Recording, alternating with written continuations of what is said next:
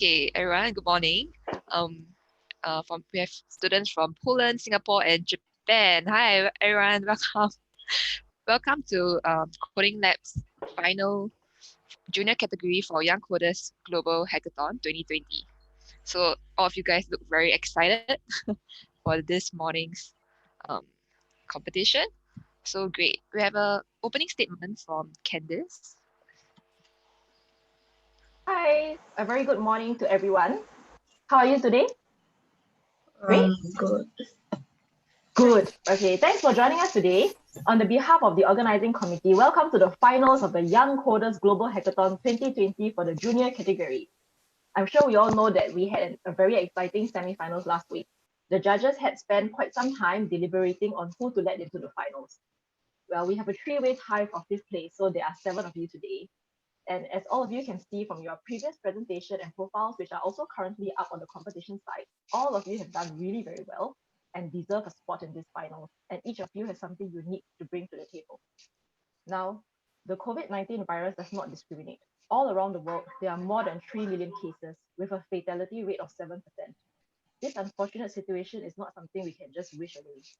However, we are glad to be able to do our small part in response to this crisis by holding this hackathon, a 100% online competition to bring communities together, where truly anybody from around the world can participate to formulate a proposed solution to a perceived challenge relating to COVID-19. To all healthcare workers who are at the forefront of this pandemic, we dedicate this hackathon to you in honor of your tireless hard work. We stand united as our nation's battle against COVID. Again, we would like to thank the close to 100 participants who had submitted projects.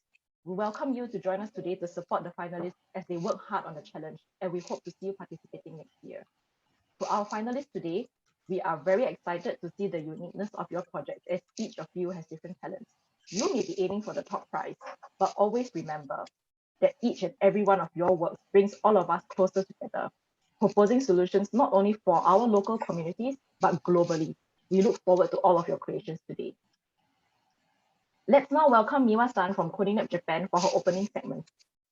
Hello, I'm from Ivy from the Coding Lab Japan. Today I will speak Japanese for Coding Lab Japan. 皆さん、こんにちは。そして参加ありがとうございます。Young Coder Global Hackathon 2020のジュニアカテゴリーのファイナルステージへようこそ。とうとう今日がファイナルステージです。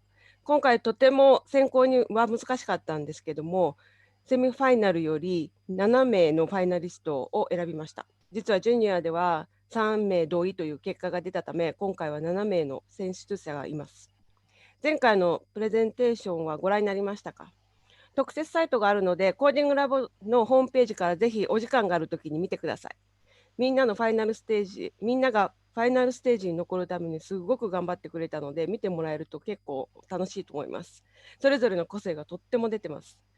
今回のファイナルステージでもとっても楽しみにしてます。皆さんの型にとらわれない発想力が今後の起こり得るさまざまな問題を解決していくと思います。楽しみにしています。本日は頑張ってください。Have a fun, everyone. And then Brian from Coding Lab Japan. Hello, everyone. I'm Brian from Coding Lab Japan. And so welcome and have fun, everyone. And congratulations on making it this far. And yeah, have a good time. All right. Good. Thank you, Candice and Ivy. Okay, so for today, our judging panel will consist of Miwa-san from Coding Lab Japan. And next up, we have Brian from Coding Lab Japan. Hello, everybody. Hello. Okay, and next up, we have Candice Wang from Coding Lab Singapore. And last but not least, we have Yong Ning from Coding Lab Singapore. Hi everyone, have lots of fun today. Yes, have fun. All right, and I'm Lynn. I'll be the guest panelist for today. I'm from Coding Lab Singapore. Thank you. Okay, so great. Now we'll go a round of introduction to introduce ourselves. Since we have already introduced ourselves, we'll let the participants introduce themselves. So they'll give an introduction of their name, age, where they are from, and one interesting fact about themselves. All right. We'll start with Thaddeus. Hello everyone. My name is Thaddeus Aaron Chung. I am 12 years old and I live in Singapore. One interesting fact about me is that I own 12 hamsters and I've named all of them. Nice. Thank you, Thaddeus. Okay, next up we have Ignacy.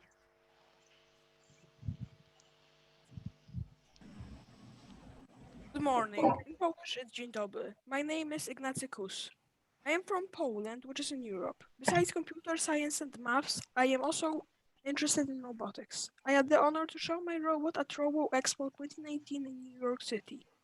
This was my greatest achievement in this field. In Poland right now, it's 3 a.m. All right. Thank you, Ignacy. Thank you for joining us all the way from Poland. It's 3 a.m. there. Thank you. Okay, next up we have Andrew. Hi, I am Andrew Go. I am 10 years old. I am from New Zealand, but I'm currently living in Singapore. One interesting thing about me is I like to learn magic tricks. Wow, magic. Interesting. Thank you, Andrew. Okay, next up we have Junmin. Okay. Hi, I'm Junmin and I'm from Singapore. And one interesting fact about me is that I like mathematics and always incorporate it into my codes. Nice. Thank you, Junmin. Yes, programming includes a lot of mathematics, in fact. Yep. And we have Jason So. Good morning, judges. My name is Jensen So Junshin. I am 12 years old and I'm from Singapore. One interesting thing about myself is that I love coding. I am a member of my school Infocom club and I aspire to be a coder in the future. Thank you. Thank you, Jensen. Great. We have a soon-to-be coder. Okay, and next up we have Javen Lim. Hello, I'm Javen Lim and 11 this year and I am from Singapore. One interesting fact about me is that my lungs work amazingly well. Sorry, can you say that again? Your what? My lungs work amazingly well. Oh, your lungs work insanely well. Means you can be a good runner in the future. Thank you, Javen. Okay, next up we have Erica. Hello. My name is Erica. I am 10 and I'm from Japan. I like art. You like art. Nice. Thank you. No wonder your game looks very artsy. Great. Thank you, Erica. Good job. Thank you, everyone, for joining the Global Hackathon. So next up, I hand the time to Brian. You introduce the launch of the Hackathon challenge today. Good. All right.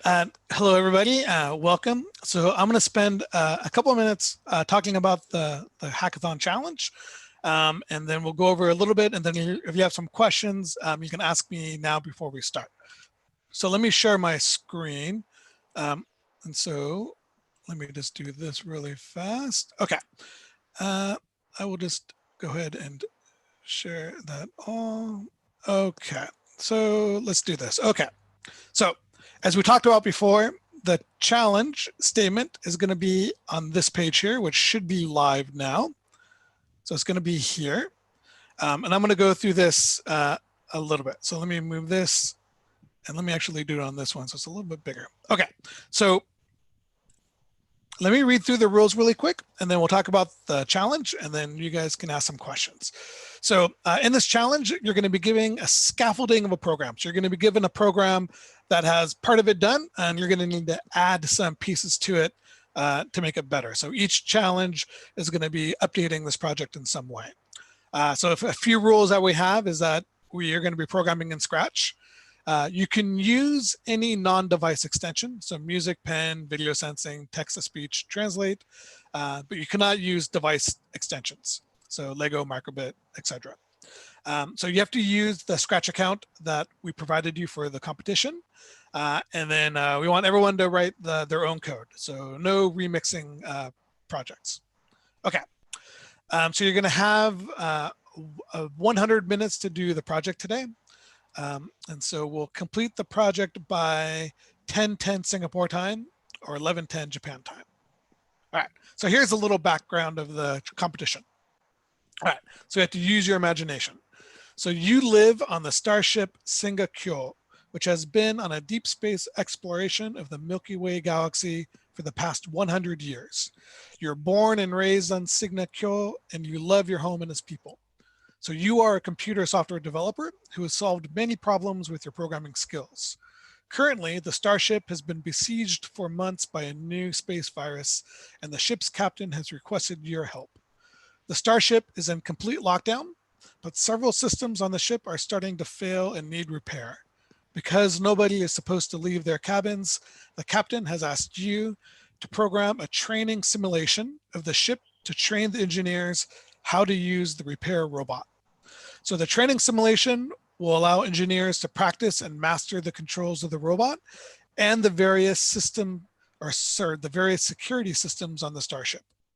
So once the engineers have mastered the robot controls, they will remotely control the robot from their isolated cabins, repair the ship, and retrieve the crucial data the captain needs to save the ship and its citizens.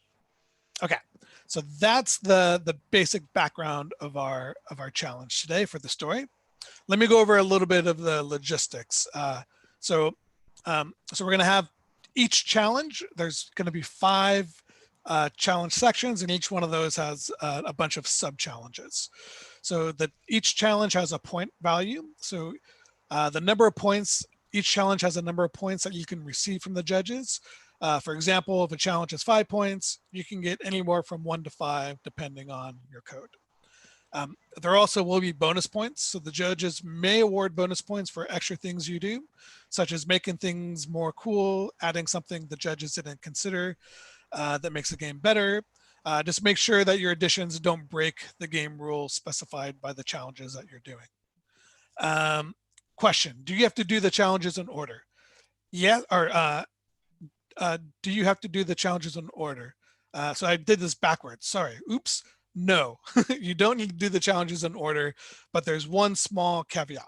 So you may want to do the first part of level 1, and this is going to control the robot sprite that we'll talk about in a second. So later on, some of the other challenges require the robot to move around. So, so you might want to start with that one, but at that point, you can jump and do any of the other challenges you want. Do you need to finish all the challenges? No, you don't need to finish all the challenges. There actually is not going to be time to do everything. Skipping a challenge. So if you get stuck and can't figure out a challenge, you can skip it, try the next one. Partial answer, if you code part of a challenge and get stuck, you'll be given points for the part that you did. So don't delete your code and delete your sprites. If you can't figure something out, you can leave it, and then the judges will look over it and we'll give you some partial points for that. Okay, so here is a summary of the challenges. So there's 5 levels. The first one's going to be controlling a robot sprite. The second one is going to be a challenge where the robot sprite needs to disable a security drone. The third challenge is going to be about creating a chatbot assistant. The fourth challenge is going to be about retrieving citizen data. So that's going to be getting data from lists and doing some analysis on the data. And the fifth challenge is an open question. The only caveat is that you must first finish one of the 1 through 4 first. So you can, if you finish one of these first, then you can go off and do 5, or you can do 1 and 4, or 1 and 3, or 1, 2, 3, that. Okay, so before I start going over the challenges briefly, does anybody have any questions? And if you can just say something, because I can't see all the cameras. Yeah. Yeah, can you do all the challenges? Yeah, you can definitely try to do all the challenges. Yeah. Okay, so let me show you really quick what the scaffolding project looks like, and then I'm going to go over this one section. All right, so let's go here. Okay, so in each of your projects, you're going to have a project that looks like this. And so you're going to have there's going to be a spaceship simulation, and there's 5 levels. So there's levels 1, 2, 3, 4, 5. And then there's going to be some sprites that are already created. And so there's a robot sprite. And then there's some locks, which we'll talk about in a second. And then there's some sprites for some of the other levels.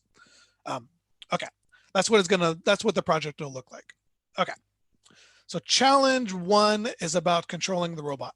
So I'm not going to go through all these challenges, but I'll go through one a little bit just to show you how they're going to work. So challenge 1, level 1, you must code the robot controls and make it move, and code the controls which will unlock the turbo elevator so the robot can exit. All right, so challenge 1, start game, start level. So start the game with the green flag is clicked, change background to the background ship level 1, start the robot on the blue square. So the robot starts every level on the blue square. The second set of challenges for this level are controlling the robot. So we'll want to program the robot to use the arrow keys to move, left, right, up, and down. We don't want the robot to walk through the walls. Make the robot only point left and right. Animate the robot, play sounds, etc. And so you can see over here, we have points that are going to be awarded. And then there's going to be the exit each level. There's going to be a puzzle and a lock that you're going to have to code. So for this one, when the robot steps on the switch, which is the purple square, unlock the door. All right. When the robot stands on the turbo elevator, which is the green square, you're going to hide the robot and change level. Okay. All right. So let me show you what that means. So here's our robot. We're going to want to start here. And this is going to be the purple square to unlock the door. And this is the lock, which is going to be here, which is going to be like that. It's going to disappear. All right. Good, good, good. Oops. Let me just go over one more. So the next challenge is going to be about disabling a security drone. And so there'll be challenges for programming a stun gun for the robot, programming the security drone, having the security drone move. The next group of challenges is about creating a chatbot. So this chatbot is going to help the engineer solve problems. So it's going to ask questions and it's going to wait for responses. This set of challenges is going to be about retrieving data. And so there's a lot of data that's going to be stored in one of the sprites. And then you're going to go through and get that data and then perform some operations. And then the final challenge, which was the open challenge. And so again, if you finish one of the challenges, level 1, 2, 3, or 4, you can do this one if you like. And this one is open-ended. And so the captain asks you to make the training program better. She's worried that she missed something. Code your own ideas that address one or more of the questions below. What can you add to the simulation program to help the captain protect the ship and its citizens from the virus? How can you make one of the ship levels even better? What did the captain forget? Code level 5. What's on level 5? And create and code the puzzle lock for ship level 5.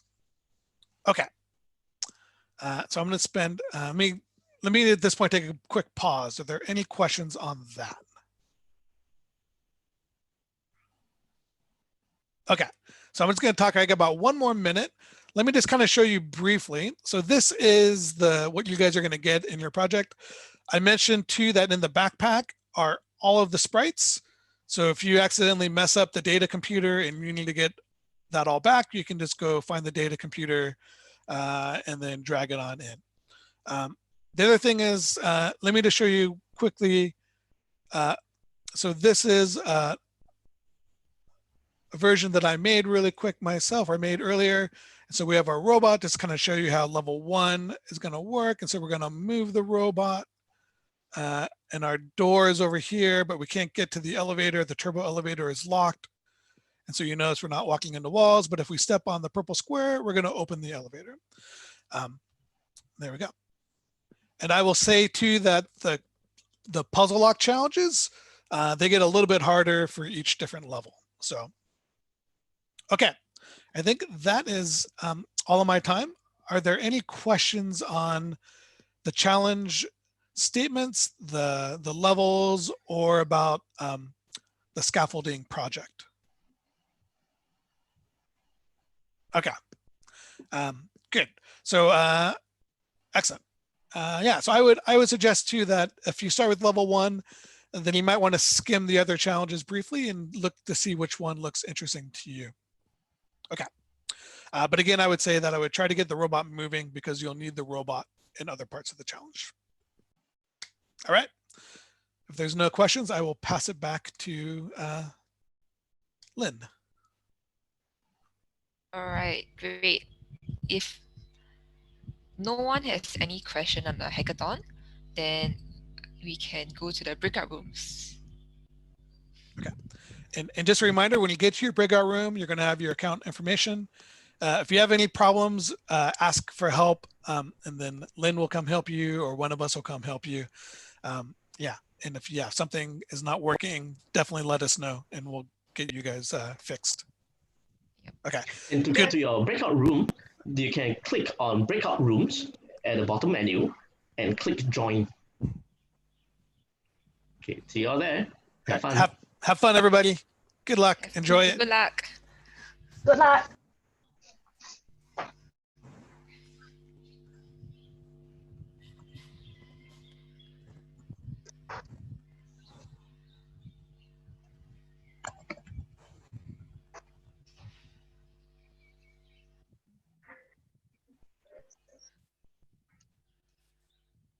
All right, I think most of them have left. Yep, to join I the think breakout room. Johnson's still here. Do you have a problem, Jensen? Do I press breakout rooms? Yes. Yes, press breakout rooms now. Have fun.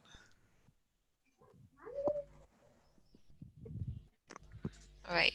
Okay, you're all getting started. All right, excellent. Okay. I believe we can move on to the commentary. Okay. Right. Let's take a look at how all 7 of them got here. Shall we recap some of their old games? Yeah, that sounds great. Yeah, okay. Let me just pull up.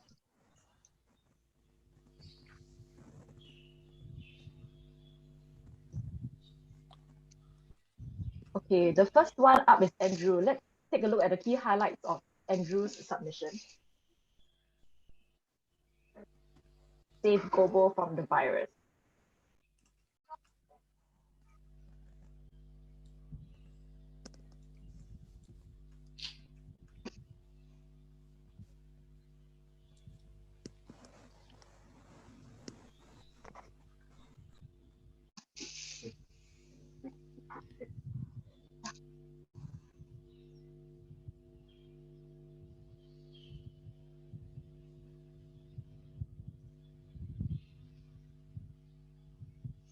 How do I click share?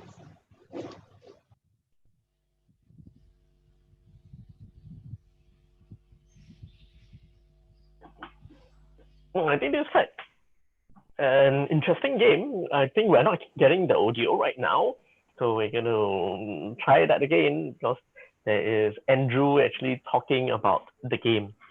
Yeah. If I recall this game correctly, there is nice graphics, very, very interesting graphics that I think Andrew spent quite a lot of time to work on. Right, Brian, what's your opinion on this video and this game that Andrew created?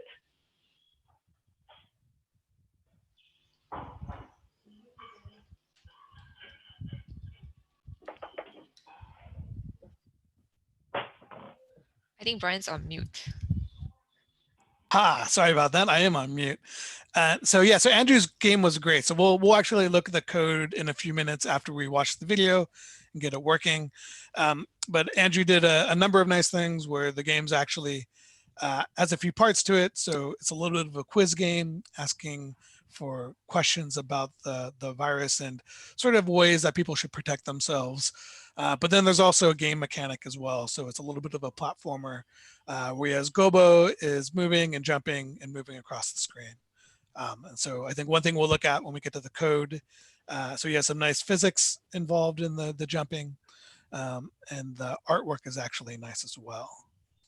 So I see the video playing. The question is there audio on the video? We'll find out.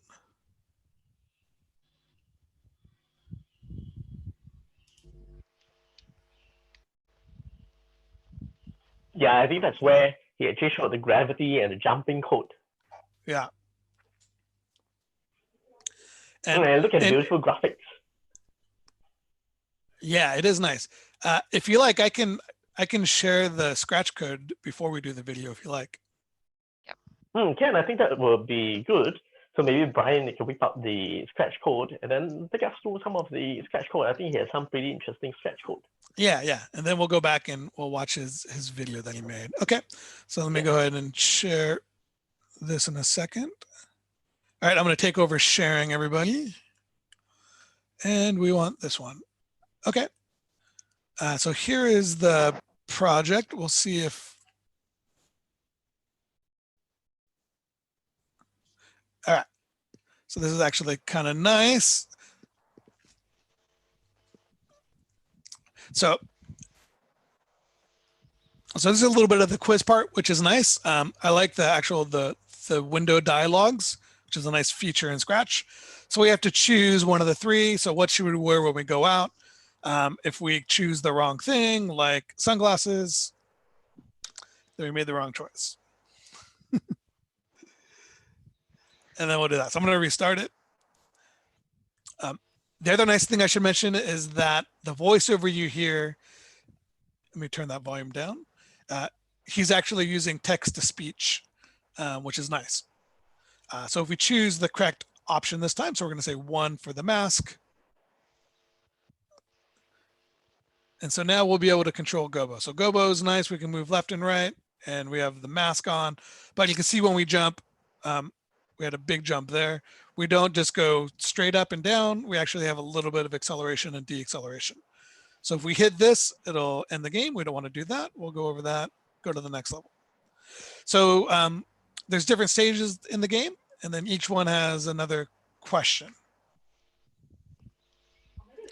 And each question is dealing with how people can protect themselves. So this one's about social distancing. And again, if we choose the wrong seat, it'll end the game, but we will choose seat number 3 right in the middle, which is nice. Yeah. And then again, we have the voiceover. So we'll go ahead and look at some of the code. So I talked about the text to speech. So that's what we have here. And so Scratch lets you actually set the language. And then later on, we will do speak the voice of what they want to say, which is nice. Good. Yeah, actually the text to speech is really interesting. It adds a different dimension to the game, right? Instead of the typical game where it is just the character, the typical Scratch game that is the typical Scratch game where it is just the character and the words and the vision. So there's actually the speech portion. I find it very interesting. Yeah, I agree. It's nice. And the other cool thing is that with this feature, if students actually wanted to program multiple languages, they can actually use that as well here. And then there's a translation service that they can plug into as well, which is nice. All right, so let me find, we talked about the physics. Let me find the physics for this project. And let me know too when you want to move on to the next one. You know what I like about Andrew's game? His sure win jump. You know, when you press the space bar, Gobo jumps so high that you're sure to win. Yeah. Yes. it is a high jump, yeah. And we can see here that he's actually setting a variable for gravity, and so if we tweak those numbers, we can probably adjust that as well and go up even higher. But yeah, so his gravity code is nice. So when we jump, we're setting our gravity value, and then we're gonna, every time we fall back down, we're gonna be going deaccelerating. And I like that he named almost all of his sprites. You can see that he, named it station, house, although some are still called sprite 1, sprite 2, but yeah, the sprite naming is done well. Yep, I agree. Yeah, it makes it nice, especially at this age, to start learning proper or good programming etiquette, good naming conventions, naming things, especially when we start looking at students that use broadcast events and variables, that they can get kind of wild naming. So it's good. Yeah, so his project was great. I think, let me do this really quick. Yeah, I'll do that. Good. Are you going to play through the project again, or? Yeah, for his project, yeah, I will go one more time. And let me know when we want to. And I You should can ask, include the sound. are we getting the audio from the game? When you share the screen, you have to check the Yeah, sound option. yes. But then I had to install something, so yeah. Wait, let Okay. me hear that. Yeah, I don't really hear the audio, so What was that, Candice? I don't really hear the audio for the game. How about now? No. Okay. Luckily, the graphics are very nice. See, there's even the MRT sign, and it's quite cool, Yeah. right? Like the chairs are exactly like the MRT in Singapore. I think Japan subway should be quite similar. Okay, the only thing about this game I felt was that if you want to go back and replay it, you should have a skip button to skip the first part of the animation. Right? Yeah. Yeah. For the more seasoned players who want to replay the game multiple times. I agree. But overall, I felt it was a very sensible game. Right. Yeah. And I was going to turn off my, because I can actually hear the game and not, there we go. Perfect. All right, so what was that last comment, Candice?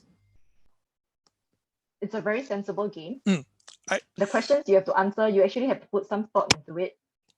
You know, it's not just like, okay, we have to sit 1 meter apart. It's not just rote learning, but you have to try and guess where you should be sitting on the MRT. Yeah. It's very practical. It's real life situations that you encounter when you do take public transport.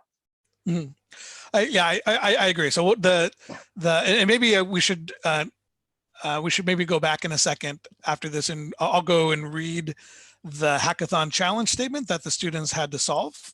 And so we forgot to do that. So I'll go back and do that in a second.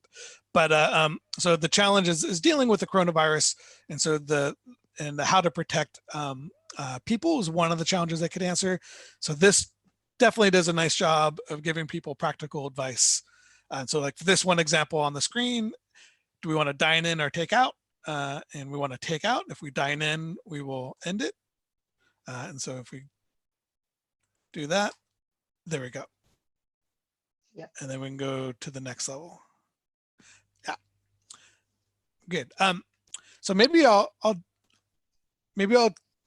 take a second and go back and review the hackathon challenge that the students did. Okay, before we go on to the next contestant, Erica. Yeah, or if not, we can actually take a look at Andrew live in action. It is coding. Oh, sure. Oh, shall we do that? Yeah, that'd be cool. Yeah, okay, let us switch over to the screen. All right, let me stop sharing then.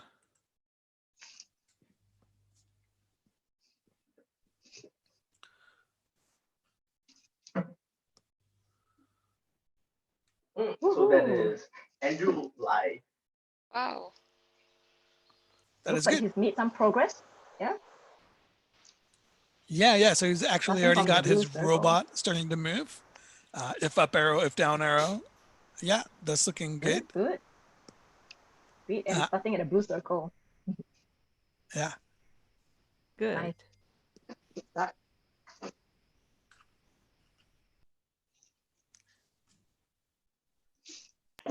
So a little bit more about the challenge for this stage.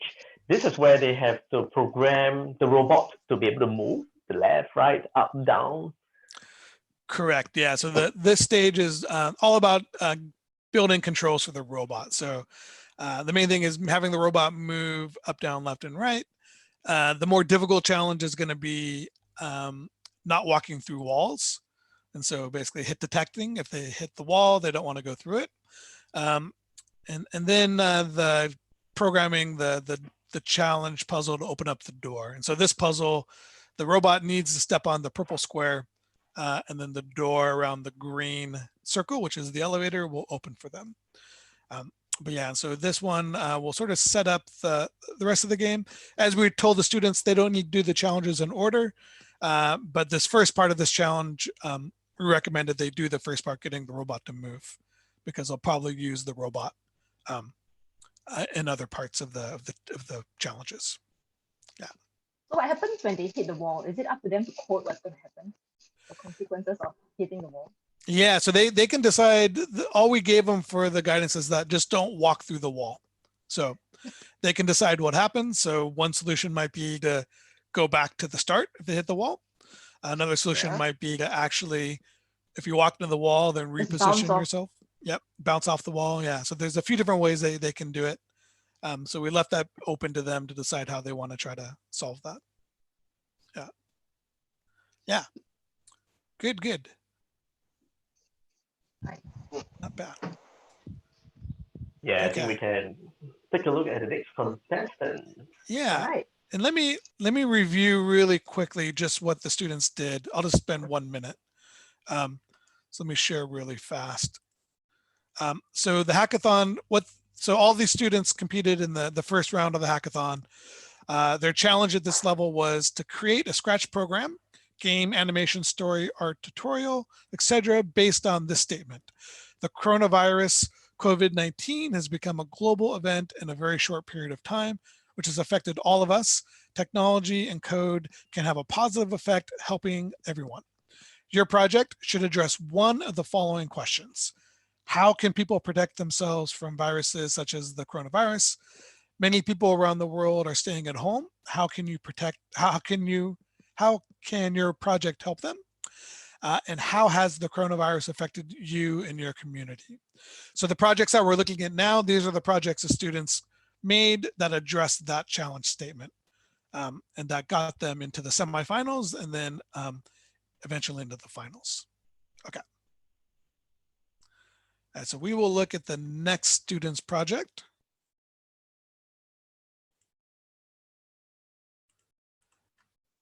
And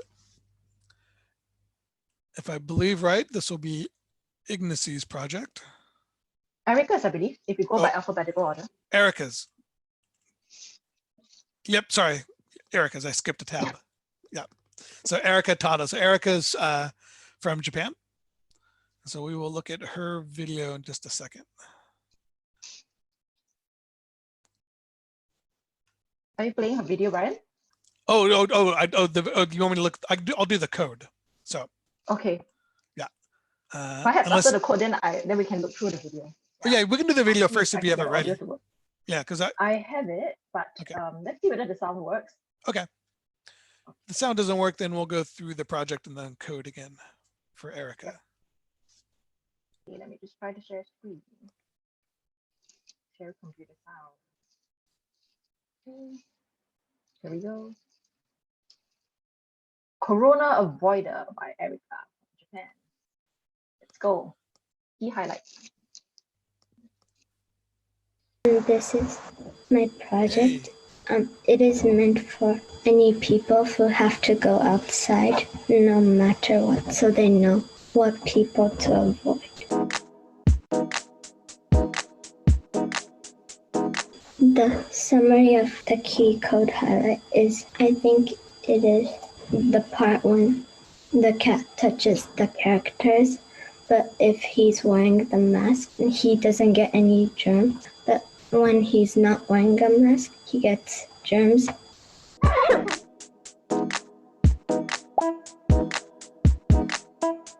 When the timer also receives mask on, it will show and do the countdown. And here the countdown is which costume first to the 10. And it has the number here and the costumes. And it repeats going to the next costume. So that was Miss Erica Tada from Japan. Now back to Brian, who will show us the inner workings of a game.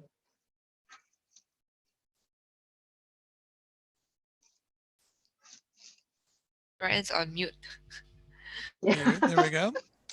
Good, good, good. So this is Erica's project, and so we'll run through it in a second. So the one thing, just looking at the beginning, Erica mentioned she actually likes art. So that was one of the first things I noticed on her title screen here, which was the artwork that she did, which was great. And then if we play it, that we're watching the video,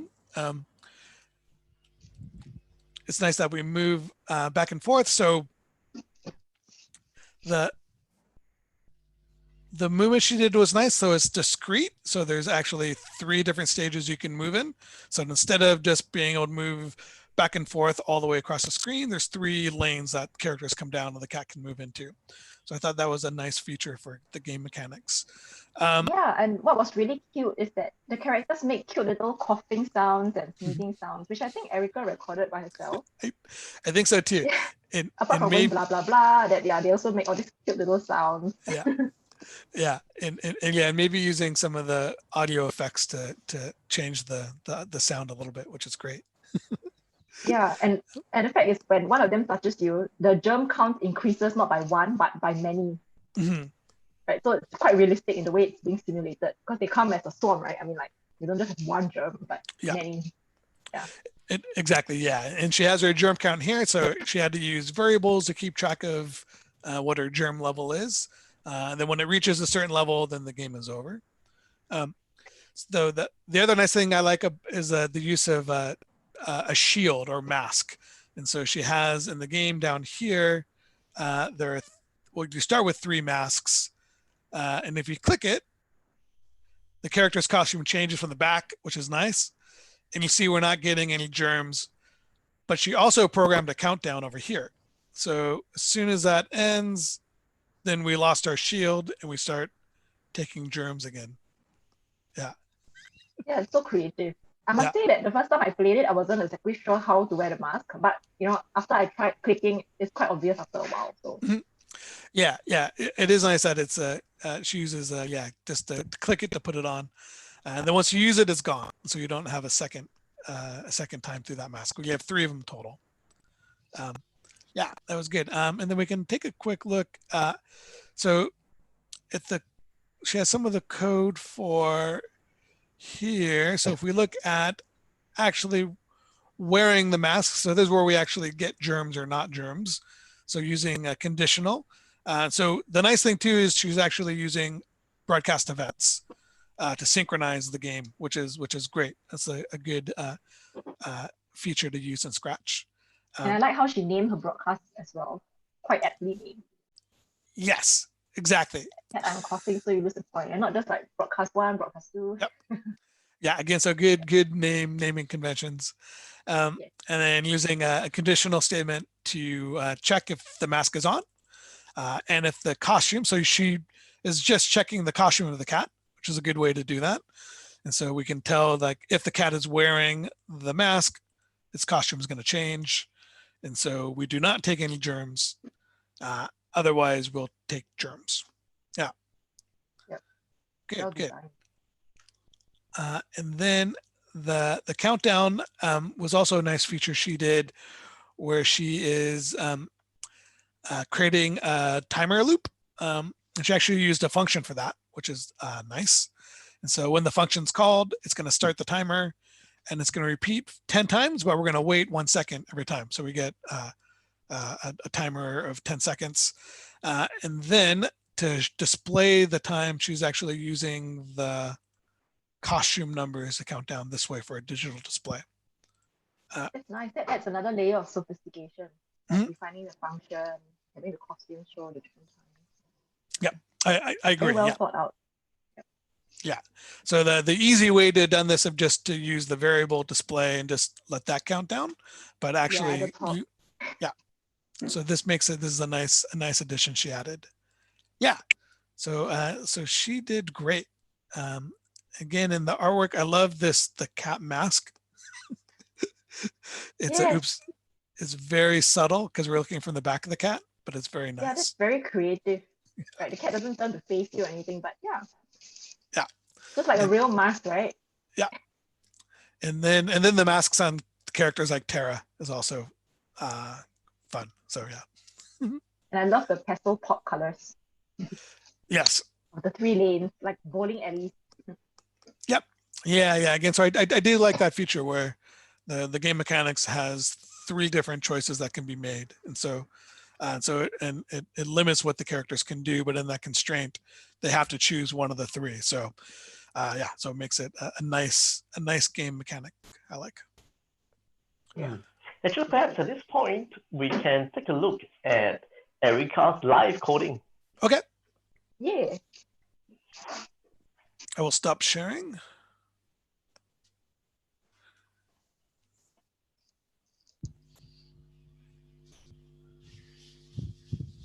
I saw she was going into some sounds. She's got her challenges up on the left side, so she's reading through those. Good. She's already made the backdrop change. Yeah, Wow. good. And her robot has reached the green box. Yeah, it actually looks like she might have hit detection set up for the walls also. Exactly, with all the code that we see. Yeah, that's actually great. Yeah, and using key events to move the character. So that is a good way to do that. Yeah, nice. Cool.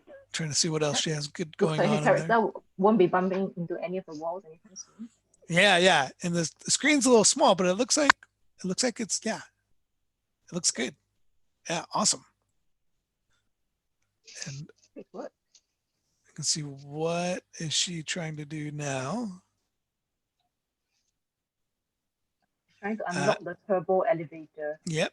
Yeah, she might be setting up the purple switch. Yeah. Or no, she's doing the elevator now. Yeah. The next level. Yeah. The next level. Nice, yeah, good.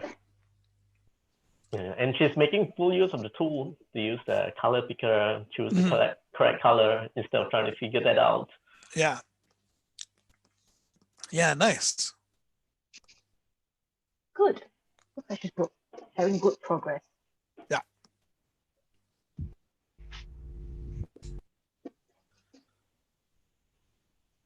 Oh yeah. Yep. And switching to level, the next level. Yep. Right. Okay. All right. So maybe now we can go through Ignacy's key highlights video. Okay. Yep. And if you remember, Ignacy is from Poland, so I'm impressed that he's working at 3 o'clock in the morning to do this competition today. So. Yeah. Cheers to him, man. Yeah.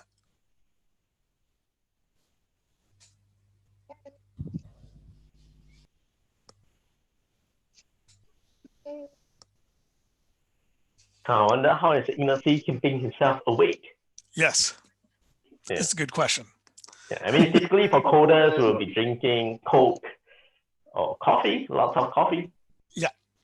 Yeah. But I wouldn't recommend it for him. Learn what to not do and what to do during this pandemic. My project was meant for children around my age who want to learn what to not do and what to do during this pandemic. It's an educational quiz game.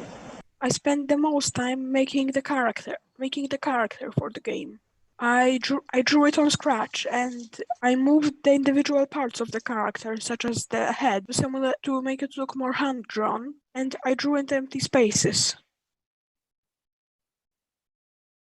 You should not touch your face, as it can lead to an infection. Wear a mask when going outside. I used this piece of code, which I repeat in all the other questions, which is quite a simple way to check whether the correct key is pressed and whether the incorrect ones are pressed. I'm quite proud of how it all turned out. All right, that was Ignacy Cruz from Poland, who is now working on his hackathon.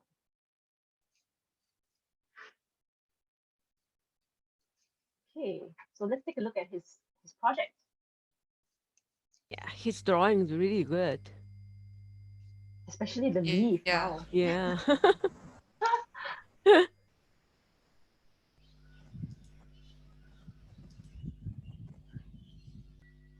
Thank you for unmuting me.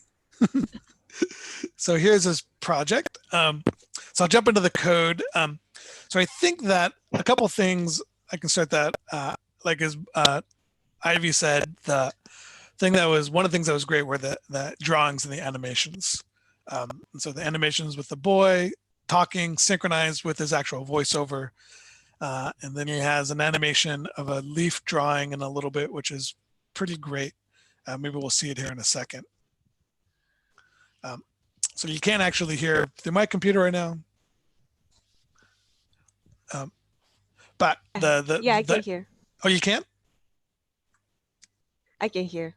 Oh, good. I can't. Yeah. So this leaf drawing was actually really impressive. So he used the pen to do this whole thing.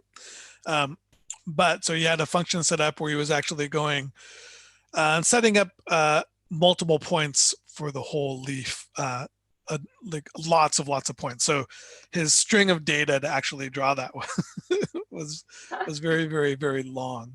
He said it took him a long time to make it, to Yeah. map out the points and then to make sure that you draw the correct points so that it matches the leaf image. Yeah, so we can kind of take a look at the string was somewhere, if I can find it. I'll find it in a minute. But where did his string? Yeah, this is all his data for Wow, for the the leaf. numbers. Yeah. Wow. Wow. In each one of those is a point from the drawing, and he's passing that into a function.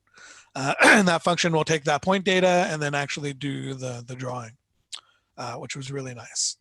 And so I would say some of the nice things he did for coding wise, so he made really nice use of functions, passing in data for function arguments, which was really nice. And then also using events to synchronize some of the animations and the voiceover, which was good. Yeah. He used quite a bit of functions. Mm-hmm. Yeah. He really did, yeah.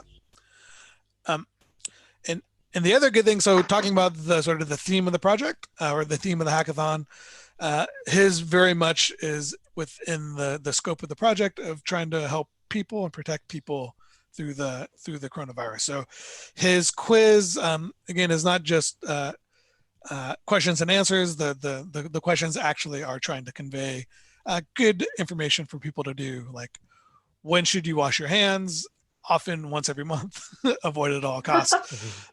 But all the questions are dealing with ways to keep people safe, social distancing, washing, masks, that sort of thing. Yeah, again, very sensible questions. Exactly. And I also like the way he makes use of images and graphics to convey the message better. So with this question, there is a picture of somebody washing his or her hands. Yeah, I agree. Yeah. And then having a sort of split with the main character animating in the corner as well through all of that. Yeah. How many costumes did he draw for that character? That is a good question. There's a lot. If I can find it really fast. Oh, there he is. Character. And so he has, looks like there is 10 different costumes. And we can scroll through them really quick. And so. Yeah, look at the legs. Walking, and then there should be and some. the hairstyle. the Yeah. hair changes even. Yeah. And the mouth Except moving. when the mouth moves. Yeah. Yeah. Yeah. Exactly. And even the subtle arm movement. Yeah. So these two are just the talking, and then the other ones are the actual walking. So. Yeah. So his code's going to have to actually just can't cycle through every costume. It actually has to specify which costume it wants to change to each time. Yeah. Yeah, depending on what action the character is doing. Yeah. Exactly. Yeah. Yeah. Good. Yeah. And then I was going to say the animation. Oh yeah. So we click on there. And so again, we're talking about use of functions in his character and animation code. He also has good use of functions. Also good use of nesting for nested loops. And so, which is, and then again, broadcast messaging to sort of coordinate and synchronize the whole animation. So yeah. So good job on this whole project. Yeah, very well put together. Yeah. And the part where he does his research, it's quite cute. Where you see him sitting down and reading a book.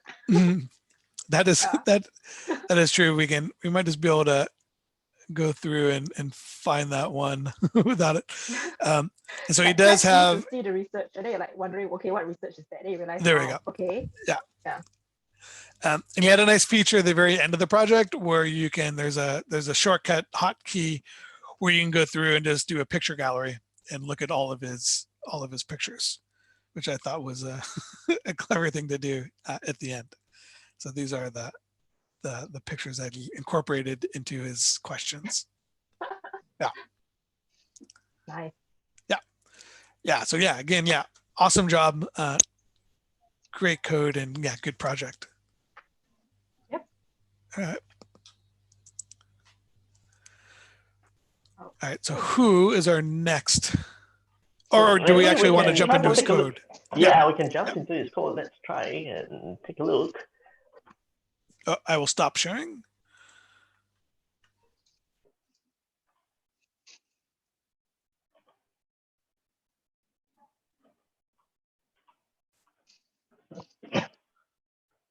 Right, there he is. Ooh.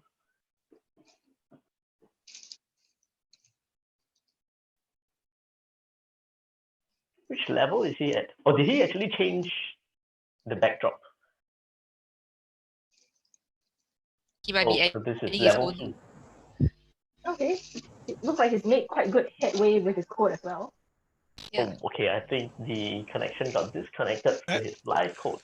Yeah. So Okay. then a couple of nice things I looked quickly is he actually did a couple of the optional challenges. So one optional challenge was when you step on the elevator, instead of just going to the next level, is to ask the player what level they want to go to. So I saw him actually coding that. And then there's another optional challenge, which was creating an elevator cutscene. So every time you go on the elevator, it'll go to a cutscene first before you go to the next level. So I think that's when we saw the screen of the, I forget the name of the Scratch background, but Is it like the space tunnel or something? yeah, space tunnel background. Yeah, yeah. I don't think that's not the name, but that's the yeah, that was but the it one. looks like it. Yeah. And then we also saw you had the character moving around as well. So so it looks like he's making good headway on the ship level 1. And then we'll see which challenge he decides to go to next. So for some of the people that are listening, there were 4 other challenges they can actually do. And so he's looking at challenge 2, which is creating a security drone that the robot's going to have to disable.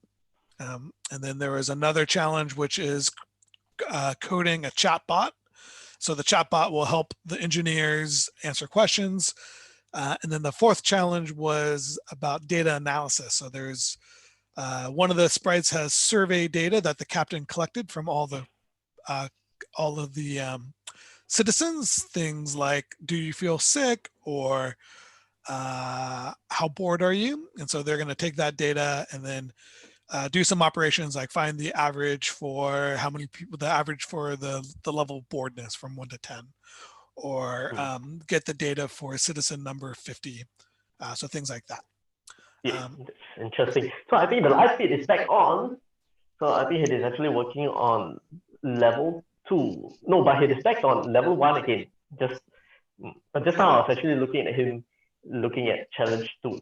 Yep, I saw that also. So we saw that live feed of him looking at challenge 2. So yeah. But yeah, so he's he's making good headway. Yeah. And then the final challenge the students had is that they can kind of open-ended. Once they do the first challenge, if they want to do their own creativity within the scope of this project, they can do that as well. So. Yep. Okay, I think we're ready to go to the next contestant. Okay. Coronavirus, a Platformer by Jensen So. All right. Yeah, let's see the highlights of his project.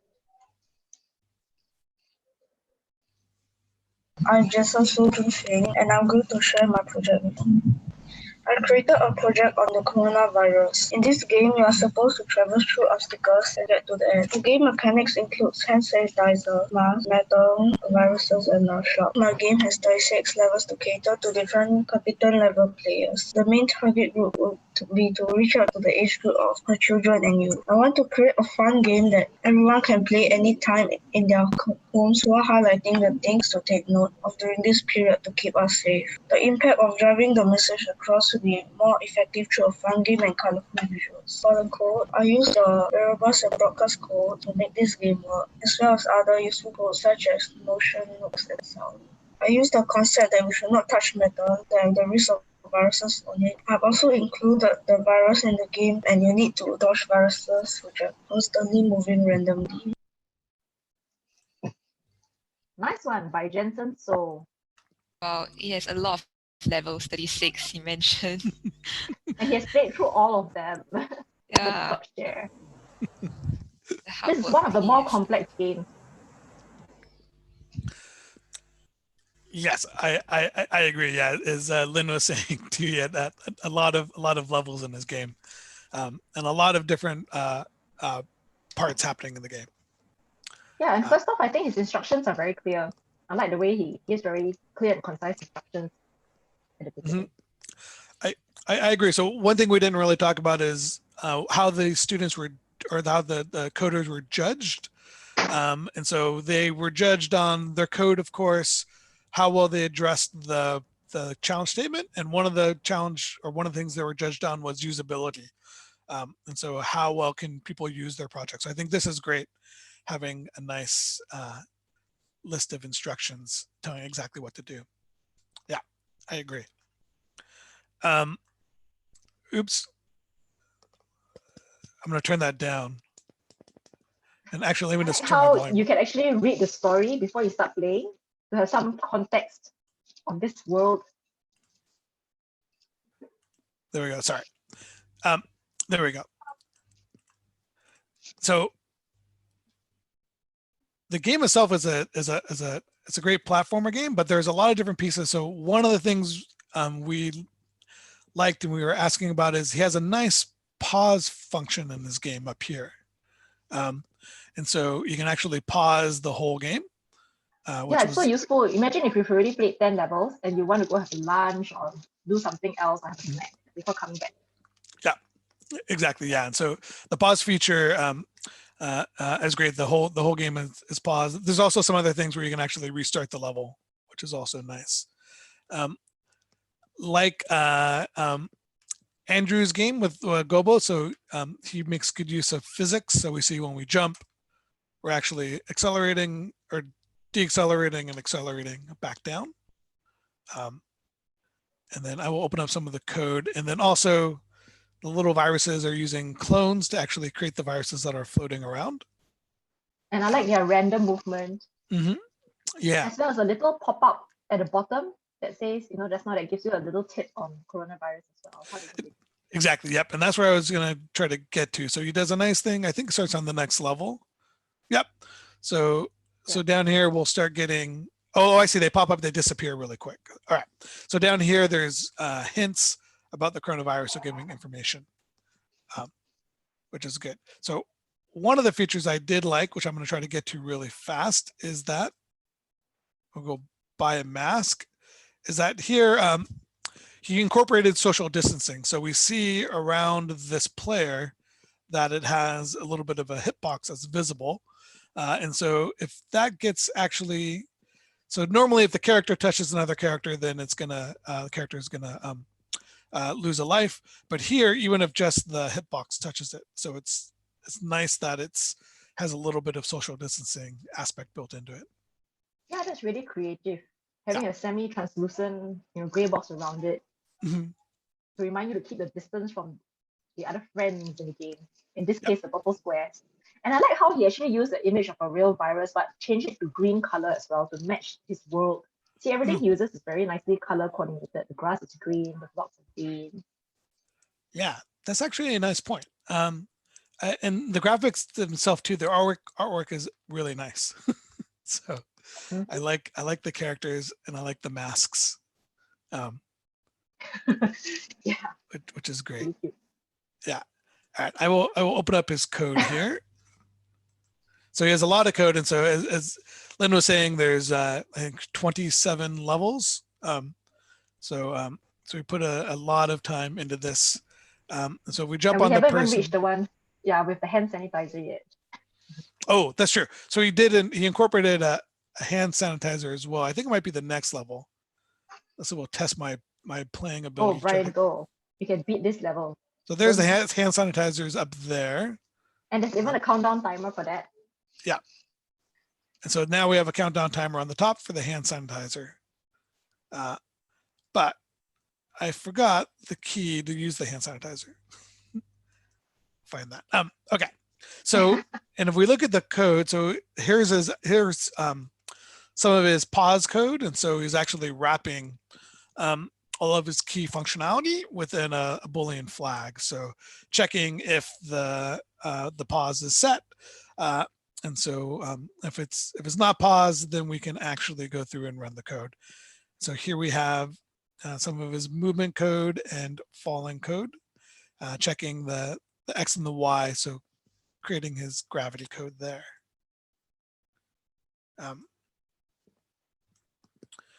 And then again, also like Ignacy, he makes good use of nesting.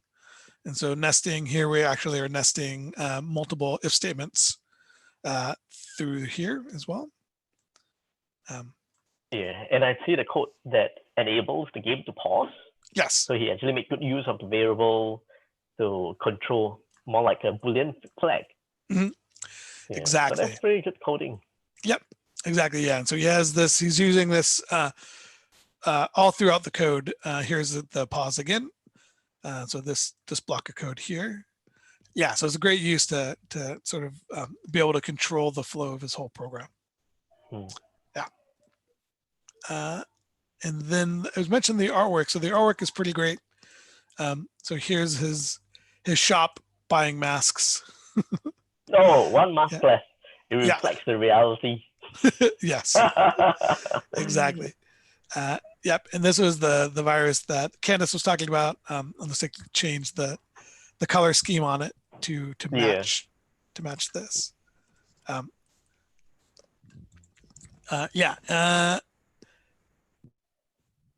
And then we talked about the clones. And then so the last thing is that I was going to talk about too. We mentioned it, but the sort of the depth of it, that he has 26 levels, which is pretty impressive. Yeah, that's true. Yeah, I wonder how much time he actually spent on the graphics and developing the different levels. Because every single level looks different to me. Yeah, it does. Yeah, I agree. I spent, I think, a lot of time. And one thing I also do like, just coincidentally on this level, is that one of the things he talked about when he was giving his presentation for semifinals is that a lot of platformers will have things on the ground like lava or black holes that you're not supposed to fall into. And so what he opted to do was actually have people where you're supposed to keep a social distance away from. And so you can jump on these ledges here. Oh, I'll just make this bigger. You can jump on the ledges here.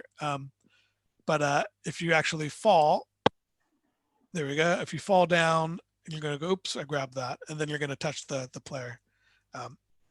Where that was, oops, I don't think I'll be able to get there back in time. And so that was nice that he was able to. I know what we need. We need skip to level 26 directly hack.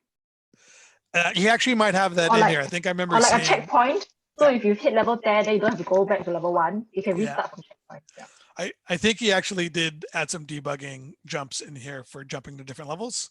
But I'd have to find it in his code. But I remember looking at that, which is when you're making these kind of games, it's nice from a developing point of view to be able to quickly test a level, so you don't have to play 10 minutes every time. Yeah, exactly. Yeah. Okay, so perhaps now is a good time for us to take a look at Jensen doing his live coding. That sounds good. Hopefully the connection is going to maintain well.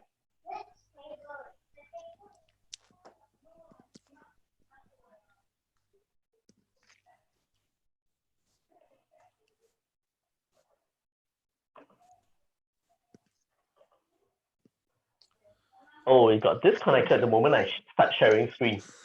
So let me stop share first, and then I'm going to try again and to get connected. So keep the conversation going. I wonder which challenge they're all on right now. Yeah, that is a good question. We can take a peek, and we're looking at Jensen's, right? I might actually be able to get us a peek at the code as well. Let me check really fast if I can do this. All right, give me 1 second. And yeah, so let me share my screen again. I think this, all right. Jensen, yep. So here's his code that we're looking at. This is a snapshot of the code right now, so we're not looking live. But it looks like he actually has his robot programmed as well, doing movement. He's actually using a function for a walk, which is a nice way to do that. If we can actually find the function, we'll look at that in a minute. But I'm looking at the code, and it looks like the robot should be able to walk. That looks pretty good. And he's also did the optional challenge to see what level people want to jump to. So when they step on the elevator, it's going to ask what level do you want to jump to, and he's also using text to speech, which is great. So he's going to be saying that to the user over the speaker. So he started switching ship level 1, ship level 2. Yep. Nice. Yeah, that looks pretty great. Nice. That was good. I wasn't sure if students were going to go for that optional challenge or not, but it looks like at least 2 students have started doing that. And then we can look and see really fast. Left arrow.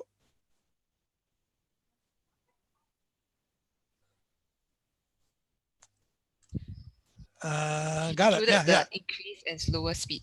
Yep, exactly. So one of the other challenges was to add a little bit of a speed check so make it go slower or faster if they did the W key and the S key.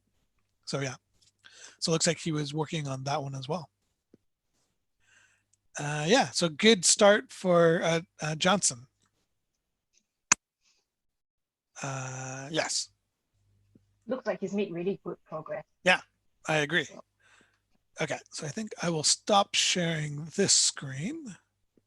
Okay, then we can take a look at the key highlights of Jensen's video. There we go.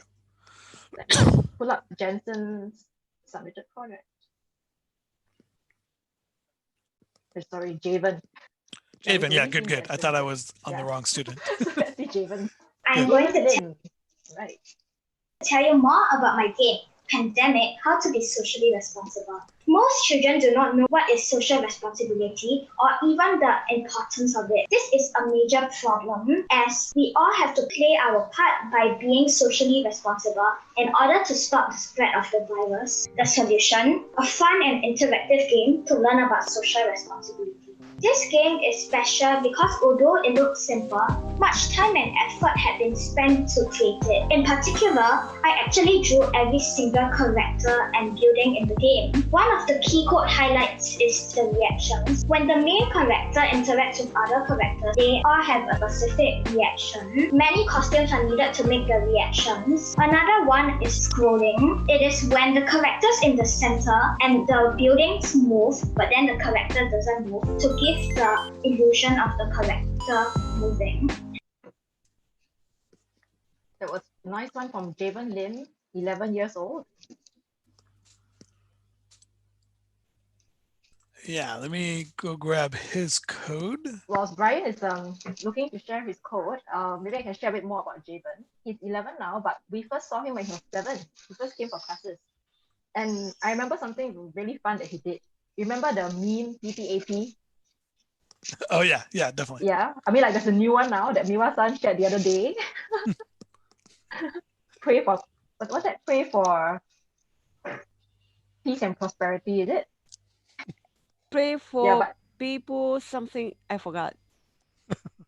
Okay, we should all go watch it. But he was able to code his own animation of the original PPAP.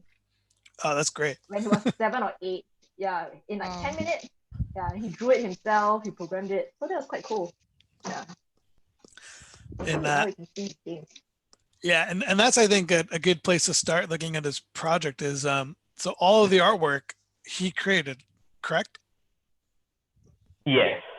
Yeah, I think he created everything, and I think he has a very good balance between the quality, the aesthetic, and the code. Yeah, just look at the opening animation. Yeah, this is nice upward scrolling, bringing the game in, yeah. And actually, I think he has always been showing a good sense of aesthetic since young.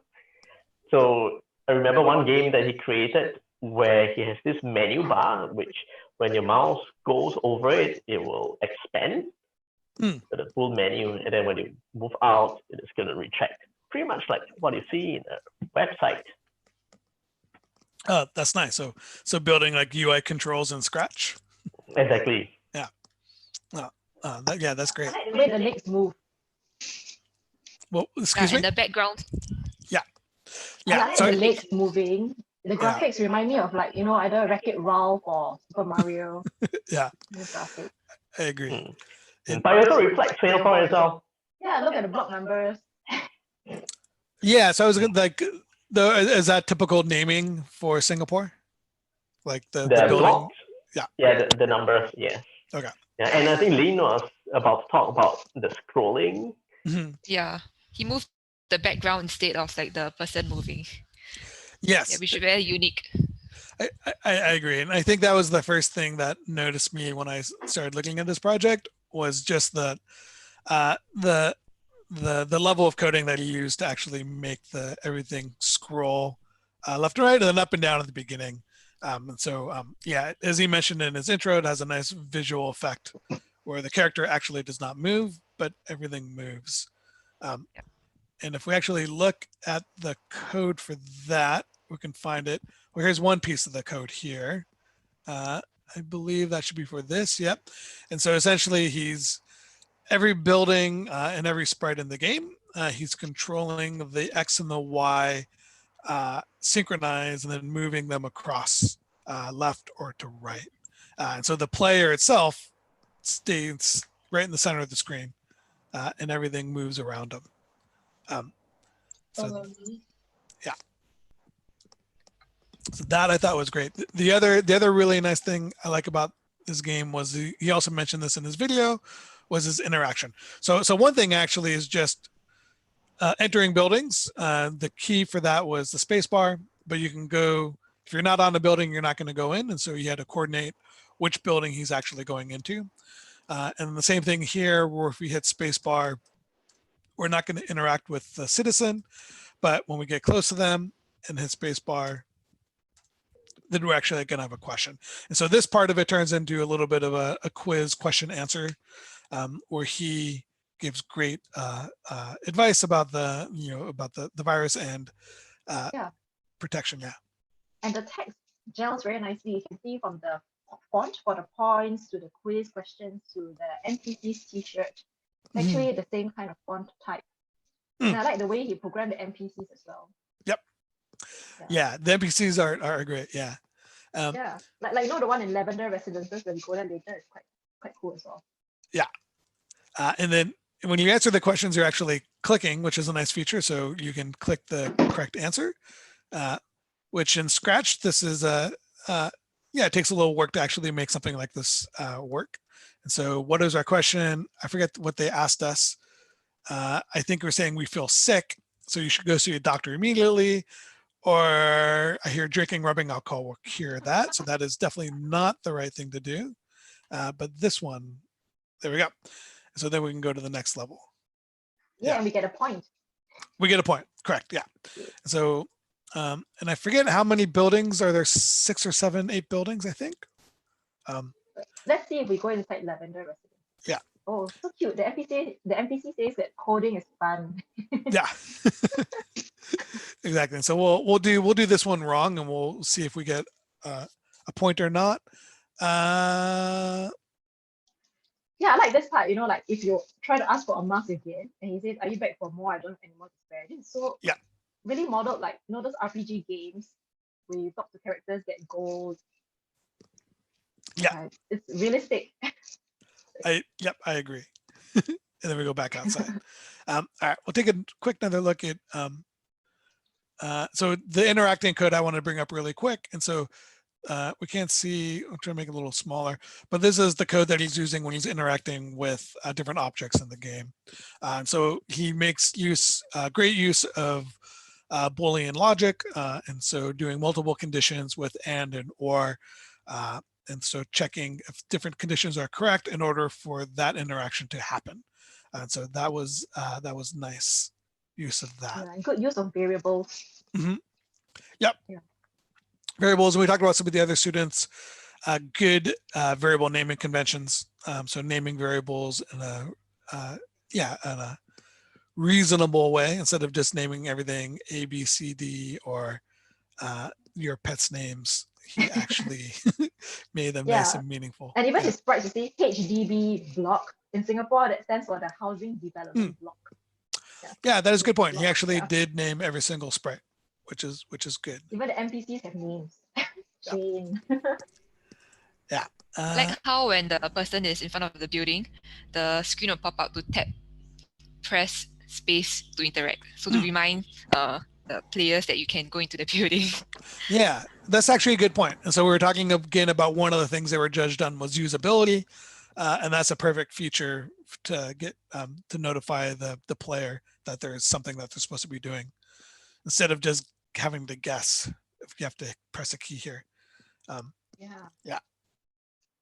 Yeah, and it's nice. And it's also nice that we can actually see here that those little tool tips scroll as well.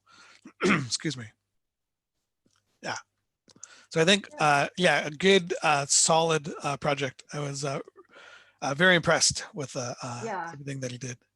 And he drew everything himself. Yeah. My only gripe is that there are not enough levels that you win very easily. So once you finish talking to 2 or 3 NPCs, then you get a point. And then you win. Yeah. Can't wait for him to make more. And if you walk to the left, it's very good for social distancing because you end up on the grass. Oh yeah. Right? You walk to the left and you just keep walking and walking. That is yeah. And more levels would be good. I think one of the reasons might have been that the students only had a couple days to do their projects. So our hackathon, as we mentioned, this was all 100% online. And so we gave students a couple days to do their projects, but it still was not a huge amount of time. Yeah, I think we only had 4 days to plan, draw, and complete this entire project, which is really very amazing. Really. Yeah, I agree. Nice. All right. So are we able to look at his code, Young Ning, or do you want me to bring up the project?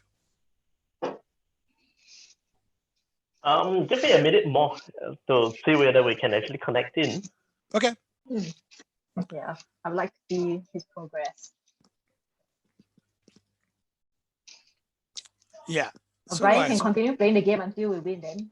I could do that. And I want to... I'll give a wrong answer. Yeah, so I don't think I've given a wrong answer yet, which was what I was going to do. And so I also noticed that that he has on his dialog boxes a close button, which Young Ning was talking about him actually creating some UI controls in Scratch. And so that is a nice feature. So let me see.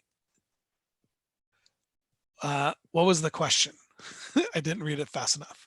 But maybe we'll get the gist of it. I don't think we should gather during this pandemic. Maybe next time. Oh, we already did this one. All right. So let me just actually restart this. This will be the easiest way. And we'll look at the intro again. I can turn the volume on and click the big play button. All right, so we'll go into the food center and we'll go walk over, see what they're talking about. Join in the conversation. Who cares about social distancing? Stomp your way to the teenagers and start yelling, or make sure you're 1 meter away. So we'll do the wrong answer. Yep, and then we did not get a point for that interaction. And we get nice, helpful hints on how to do better next time. Exactly, yeah. Very nicely done. Yeah, and then we'll go to our next one. So I do like his mask and also his t-shirt, the Young Love it. Coders Global Hackathon. How are you? I'm having a fever, so I think you should go see a doctor. Yep, that is good. There we go. And we get a point on that. That is good. All right, so I think I can bring up a snapshot of Javin's project. Yeah, I think that would be good. Okay, so let me do that really fast. Okay, so this is not the right project. Give me a second. That was what we were just looking at. That was not very helpful. Okay. I think this is my shared window. Okay, so we'll go take a look inside. This is Javin's project.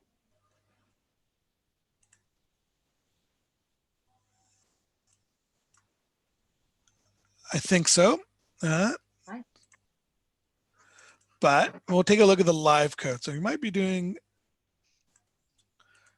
yeah, so we'll take a look at the live code when we get that working. Maybe we'll hop back in a little bit. I might have opened up the wrong link. So, okay.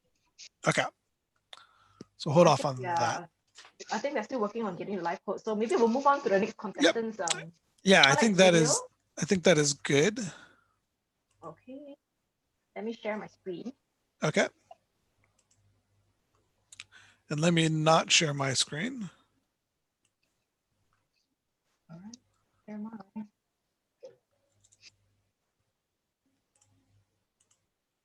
Now it's Thaddeus Aaron Chong, 12-year-old. His was quite cute.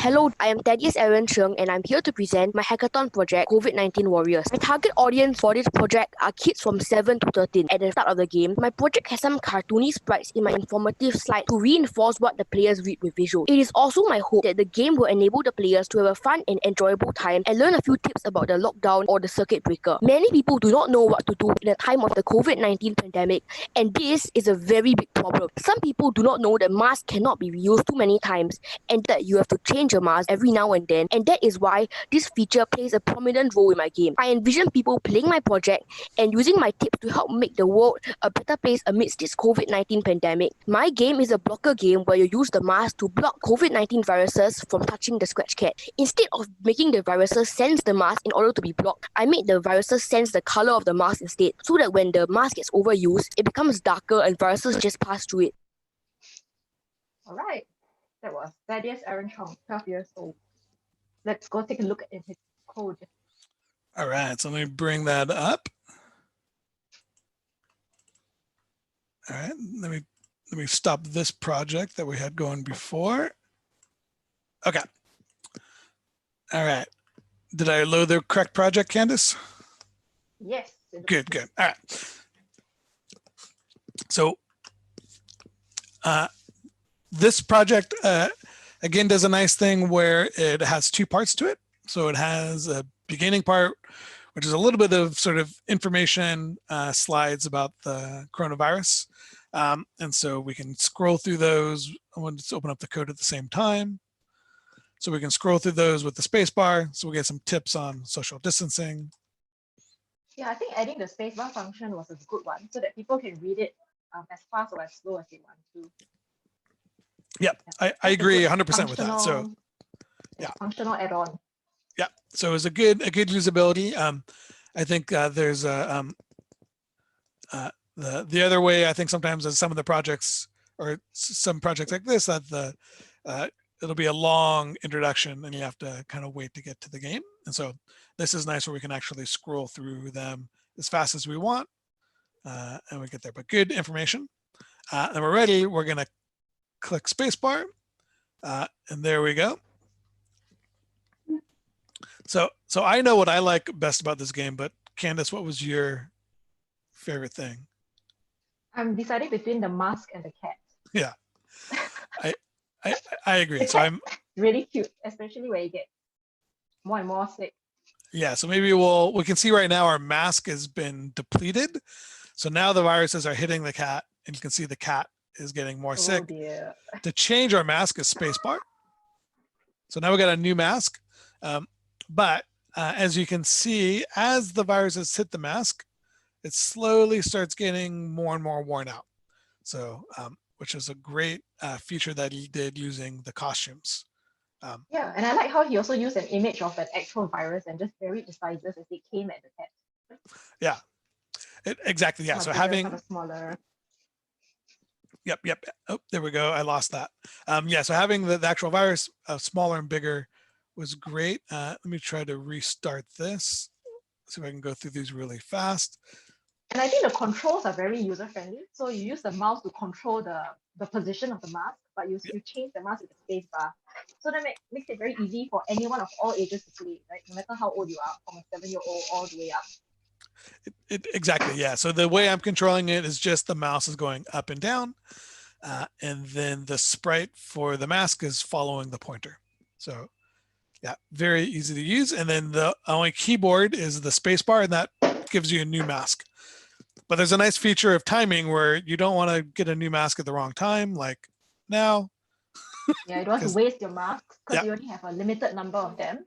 Mhm. Yeah, but it's easy to toggle between the controls. So I think the game controls for this were well thought out.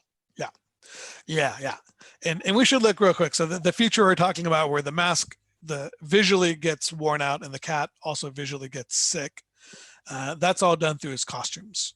So if we look on, well, since we're on the cat over here, we can start with the healthy cat, and then as it's slowly getting more and more sick, the costumes are changing. And yeah, that is actually nice. And then same thing with the mask. And so the mask has different stages. But you'll notice as you play that it's not just going through each one every time it gets hit by a virus. There's actually a little bit of logic behind when he's going to go to the next mask costume. Let me go really quick through that again. And I'll show another piece of code. Excuse me. So here we're getting hit, but then the mask isn't changing yet until a certain point, and then it actually will change. There we go. Okay, so the other thing, well, it's kind of hard to notice here, but as the cat is hit by the viruses, the size of the virus actually affects how sick the cat is getting, which when I was looking at the code, this is one thing I liked. It was subtle, but it was nice where the big viruses are actually making the cat more sick than the little viruses. That's cool. Yeah. And so the code, if we look at the actual hit testing for the code, so here's where he's actually doing, he has a health variable keeping track of the health, and then different ranges is where he's actually changing the costume for the cat. Extensive use of conditionals. Yep, exactly, yeah. So good use of conditionals and comparators going greater than or less than. And then this might be, yeah. So we're on the virus code now. And so we can look through here, and one of the conditions where, so this is if it's touching the mask, but here's where it's touching the cat. And then for the cat's health is going to change, but instead of just saying change by the size of the sprite, he's actually doing a little bit of a formula where he's weighting it a little bit differently. Because I think he was talking about this in the semifinals, that if he only used the size, it was just too fast. And so it was too big of a number. So this was a nice little feature that he added as well. Yeah, and actually in terms of the graphics, it's quite interesting because you see the mask, right, when it degrades and the color changes, he added like solid patches of color at the two sides of the mask. Mm-hmm. But for the cat, he used the gradient to make the cat look progressively more sick. So there's a certain level of finesse with like red rimmed eyes, gradient forehead, getting redder and redder, fading blue, and then later getting red and purple. Yeah, I agree. Yeah, that part of the art is really nice, where it has a little bit of that gradation. Yeah. Yes. Good. And for the mask, it's quite realistic, right? I mean, the whole thing doesn't just break down, but certain parts would tear first. Yep. Will get worn out first. So, yeah. Exactly. So we go through different parts in different areas. Yeah. It was nice. The last coding part is he actually made use of clones really nicely. So all of these sprites of the virus coming across are clones of the virus. But then it's also subtle that he has a nice background with all of these bubbles coming across the screen. And so they don't really have, so he's using clones for them to come across, which is nice. And so these don't really have an effect on the gameplay. So the clones, the water doesn't actually do anything, but it's nice that it's a nice visual effect that he did some extra work just to make it look a little nicer. Yeah. Nice. Yeah. All right. I think now we can try to take a look at how Thetis is doing in his live code.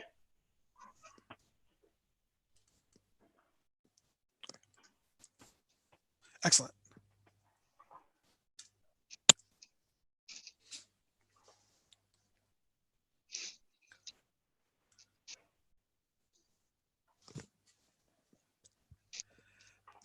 The cat is awesome. Yeah. Oh, let me stop sharing my screen too.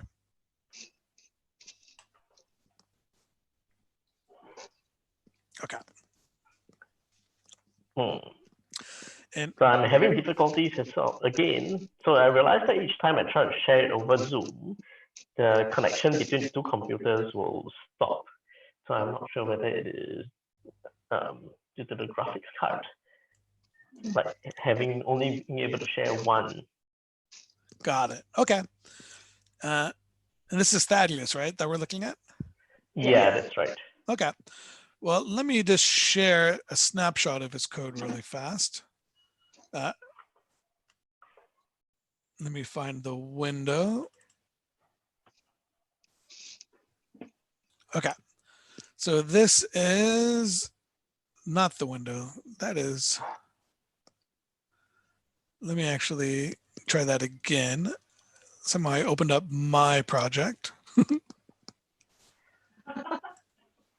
All right, let me stop that. All right, so one more time. Let me find, copy that.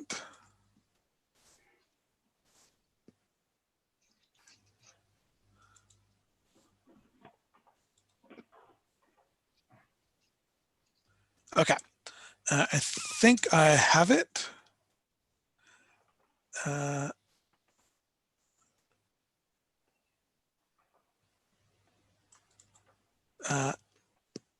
Actually, I do not have his project. I have the wrong link for that one.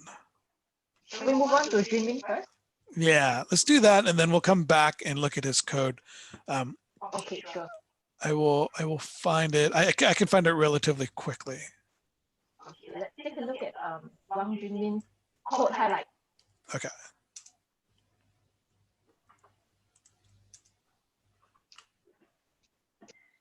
My project, Fight COVID-19, aims to target anyone who plays games. This project stands out because it educates people in a fun and interactive way about protecting against COVID-19 and the real-life impact of every measure we take on the infection, recovery, and death rates. The main highlights of the code are in the sprites, which controls all complicated game activity. The spreading of cases is exponential until about 100,000 infections, when due to the large number of people infected, less new infections are recorded than the exponential model. I derived a formula for this from world meter data over 13 days. Social distancing will reduce infection rates with a special formula. Treatment changes active cases into recovered cases. I also designed almost all of the graphics so it will be unique. In summary, what I tried to do was to design the code formulas to match real-life standards. This way, the player knows how every step we make plays a different role in this pandemic. Thank you. Right, that was Wang Junmin, 11 from Singapore. All right, that one, yeah, this project I was also very impressed with. So let me pull up his code. I like the cool globe animation at the start. I agree. Okay. Detailed information on the different types of masks. Okay, so here is his project. So let me start it up. Oh, sorry, that was loud. Maybe not for you guys. Turn the volume down. But yeah, the globe animation was nice. So, and I'll let this play in the background. So he also has in his project, sort of did a two-part project where the first part is giving some. Oh, that's the end of it. Let me. You managed to win. Wow. I did. I wanted this today. I was kind of impressed. How many hours did you spend clicking? Yeah. So as we look at the game, he made a clicker game, but there's a there's also a simulation of the virus, which was really nice. I only played for about 15 minutes. Yeah. Yeah. During the presentation, we actually asked him the question on the simulation. So he mentioned about how he actually used real data, put it through Excel, did his analysis, and he developed a mathematical model based on real data, which he used in his game. Yeah, that's actually very impressive for, I think it is 11 this year. Yeah, I agree. I was impressed with I was impressed with his use of math and the use of data and information that he got off the internet. Yeah. Yes, and the exponential formula. Yeah. Exactly. So I think this is ready to start, or maybe not. Maybe one more tip. Then it's ready. But as you said, there's two parts. There's this part and then the clicker. But the clicker is a good clicker, but there's much more than just that. And so there's, like we're talking about, there's the whole simulation of the virus. And I think here's the globe animation. Here's the globe animation, which is nice. Yeah, and even the elements in the clicker game, like how much it costs to get a vaccine, how much it costs to buy a set of masks, or to eat someone's medicine, is very realistic. Yeah, I agree that some things are the price of some things are pretty high in this game for a clicker, but it's realistic that it kind of reflects the real situation. And so this is the basic mechanics of the game. So we have a clicker. So just a regular clicker game, you click it and you get coins. And then eventually if you get 100 coins, I won't play this very long, then you can get the next thing. I'll just do one of these really quick, but I won't. I like how the coins, right? The numbers are also hand-drawn. Yep. Yeah, so this up here, you mean, or down here? Like, up there. Yeah. That actually, I was impressed with his solution for that. So then we buy it and we lose money. But so the interesting thing, though, that makes it more than just a clicker is that we can see that there's a simulation happening right now with the virus. So we have counting down to the bottom left, there's an infected rate and then active cases. And then we have the number of patients that have died and the number that have recovered. And what we can use our money for is actually different things to affect these numbers. So for one, we have a social distancing value and a treatment value. But the social distancing, we can buy things like $1,000 coins to get 5 distancing points, or I think 250 to get sanitizer, which is 1. But as this number increases, it affects the formula for the infected rate, which is really nice. And then as Candice was saying, how much does that cost? Yeah, the vaccine is, the treatment is really expensive. So I think it's at $1 million, and I think you have to do it 20 times to win the game. So that's not the way I won the game. I got lucky. I got the active cases down to 0 by investing all my money in social distancing. So that's one way to do it. Yep. So I got that number down, and then I think I bought some of the medicine to get people strong. Yeah. All right. So let me open up the code. Okay. Quite a comprehensive clicker. Yeah. No, I agree. I think having this simulation running in the background was really nice, and the things that you buy from the clicker actually are affecting the simulation as it's running. Okay. Right. So it appears to me like a simple prototype of a simulation that scientists and decision makers can actually use. Yeah. Right? I mean, imagine 10 years down the road and he could well be a scientist who is developing a simulation program used to solve such challenges.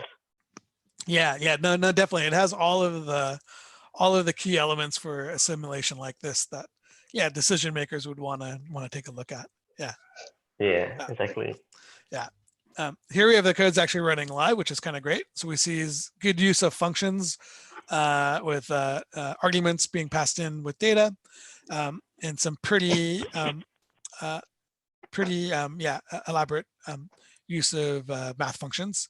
One thing I noticed, which does not affect the gameplay at all, but people that have spent time doing Scratch with students, we run students tend to like to do some scratch art with blocks. And so this was a very impressive use of the random number block. Can I get my thing here? I can't actually get all the way over there. But yeah, so I won't go all the way through, but this is just a block of pick random numbers that has absolutely no purpose except it looks pretty cool. So we'll go back to the main code. Okay. And we make this a little bit bigger for everybody. All right, so if we scroll down, we can find some of his, so he keeps track of all of the items that people buy in an array or a list in Scratch. And so here's some interactions he's doing with his list, checking the items that are in the list. And then if we look at some of the math that Young Ning was talking about, scroll down, I think it was down here. Well, here's his list that he's actually adding items to. And where is that piece? I think the piece of code I'm looking at for the simulation is another sprite. I will look for that in a minute. Good. But again, I was very impressed with the use of events to synchronize everything, the use of lists, the use of variables, and then as Young Ning was saying, the math that he was actually using was very sophisticated, especially for 11 years old. Yeah. We'll look for that. Yeah, exactly. So I think now we're going to try again to see whether we can look at his code live. Okay. I think I'm going to try to do it really fast. It's the last 10 minutes of their hackathon. So this should be like the finishing touches already. They have we're on the last 10 minutes. Is that what you said? Okay, I think we started a bit late, right? We started, so probably it's the last 20 minutes. Okay. Yeah. Yeah. So I think Jimin's code is live now. Oh, good. Ooh, so if you stop sharing, I think that is going to put it. Yep. I think I stopped sharing. You're live on the video. Oh yeah. So this is great. So he looks like he's doing the chat bot, which is nice. And again, we have a function, chat function, which is a great way of breaking up his project.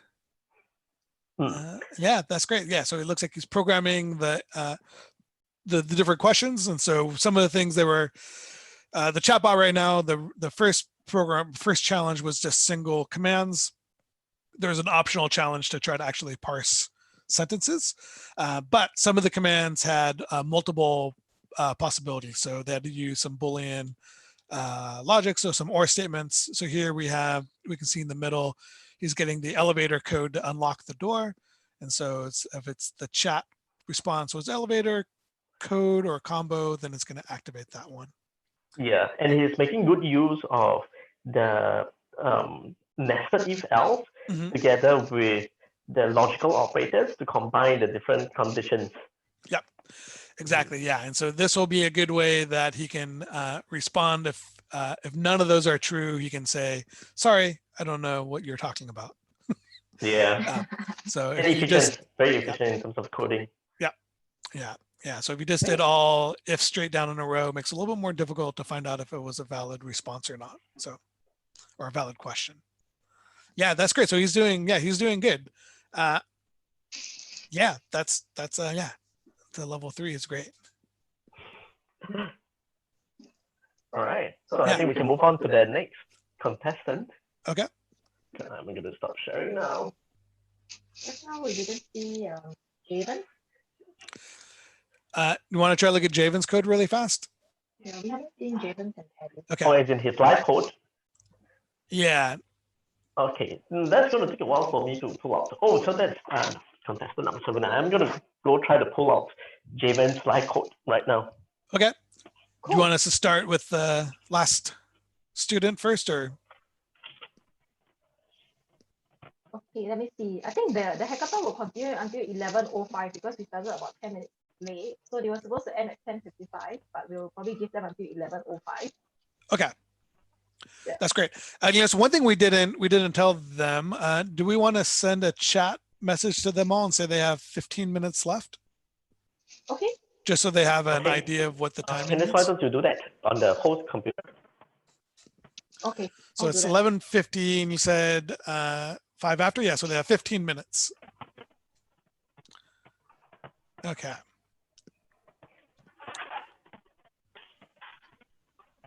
All right, and we were going to look at, let me just check really quick if Javan's code has the snapshot is working.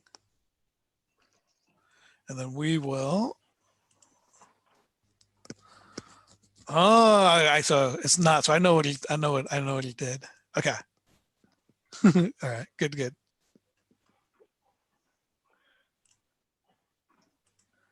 All right, and we missed someone else's code. Did we look at Johnson's?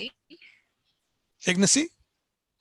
Oh, Thaddeus. Thaddeus? Yeah, I Thaddeus. think we just looked at Thaddeus, right? We saw Junmin one. Oh, so Jinmin. Oh, okay. Yeah, we managed to see Jinmin. Yeah, Oh, got it. Jaden and Thaddeus.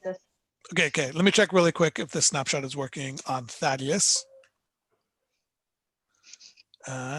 And it is. So let me share this screen. All right. So this should be not Thaddeus. Okay.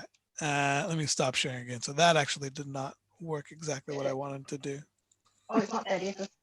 No. I thought it was. Let me do this. I can do this really fast. Just bear with us for 1 second. So Thaddeus, I will find his. Okay. So here we go. I've got it. And let's make sure that is perfect. Yes, it actually was working. I was mistaken a little bit. There we go. All right. So this is Thaddeus's code. And so we can take a look that he actually looks like he made good progress on the robot, getting the robot code moving. And he also programmed, it looks like he was doing different levels. So all the different levels he can get to. Good. All right, that's looking pretty great. Yeah. And then,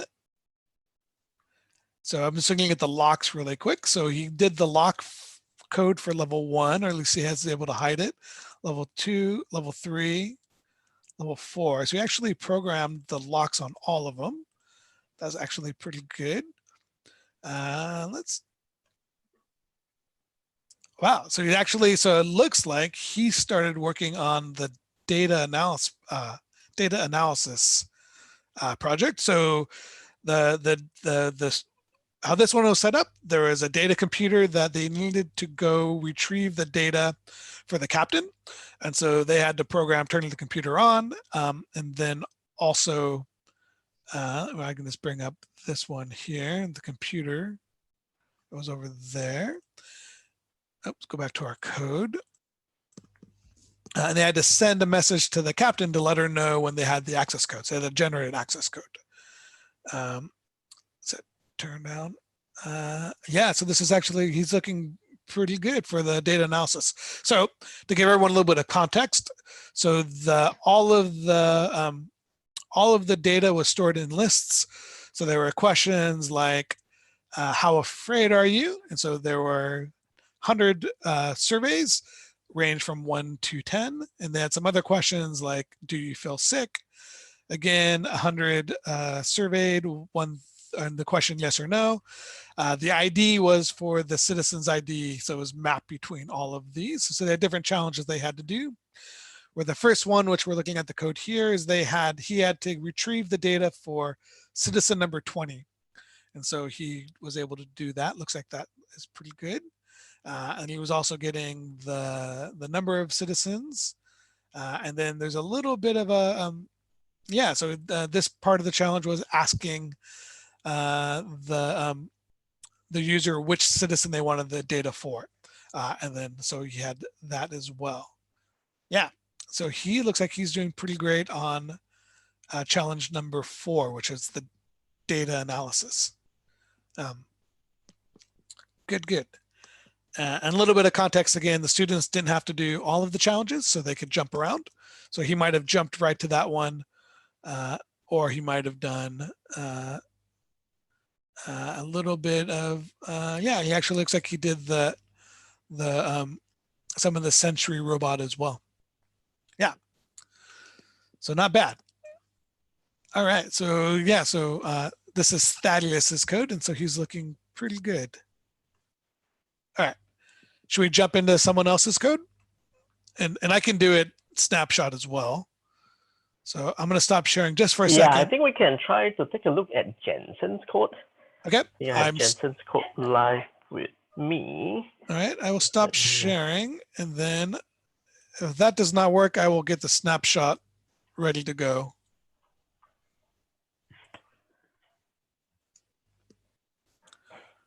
I think the screen actually froze. So let's see. So. Oh, it is just a moment. Back. All right. This is Johnson.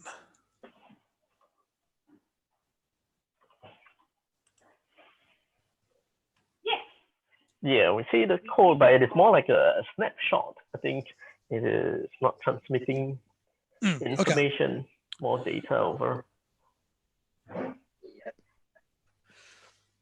But yeah, looking at that is great. So he's using good use of robot. Yeah. Yeah, text so to speech. I can actually see his video live. Okay. So I think it is. Oh, it is back on the page 1. I think he's testing his code. Okay.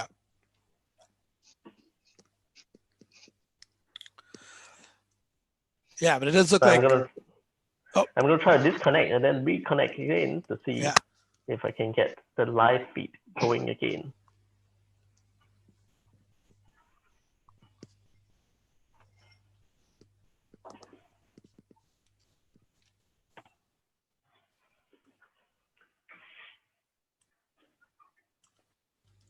Okay.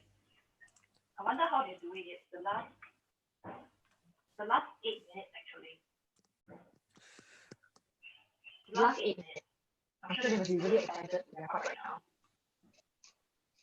Yeah. So it's kind of getting towards the end. So it's good that it looks like a few of them are starting to test, which is it's a good thing to do on these kind of projects, is to try to do a little bit of code, get it working, test it, do a little bit of code, get it working, test it, instead of doing everything all at one time, and then testing it at the end, because usually, as most coders will tell you, doesn't work.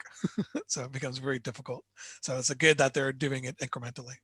So yeah. Let me bring up this. All right. I think Jensen actually left his room. I think he is back in the main room. Oh. I thought you were saying now's the presentation. So you have a couple more minutes. You have another 7 minutes. 7 minutes. If you want to go back into your room, you can do a little bit more. Okay. Good. Yeah, he left. All right. Okay, he's well prepared. So that was, so I can bring up the snapshot really quick of Johnson's, and if you get the live feed working, we can switch to actually the live feed is working, but just that it is no longer in the room. Oh, I see. Oh, okay. Yeah, so I'm waiting for him to be back in here. All right, well, wait a second before. I don't want to switch over because it's a little. Yeah, but I suspect he might have accidentally left the entire meeting. Let me see. Okay. Because I don't see him in his room. Neither do I see him in the main room. Okay. Well, as we're doing that, I'm going to share really quick. You can take over whenever you want. This is a snapshot of Johnson's code from a little while ago. And so again, we looked at, he has his robot is looking great. Code to move the robot, arrows. Jensen's in the waiting room. I think you guys see that. Yeah, I've admitted him. Yep. Good, good, good. Go down to So there. sorry that I didn't see this. No worries, Jensen. Yep, no problem. Okay, Welcome back. Yeah. I've already assigned you back to your room, so you still have a couple minutes to make the final changes. Okay, I think he left in there. Okay. All right, they have exactly 5 minutes more. Okay. You want to send them one more chat? I'll just send them a reminder. Yeah, 5 minutes. Let them know. Okay, so let me bring up. So here's Jansen's code.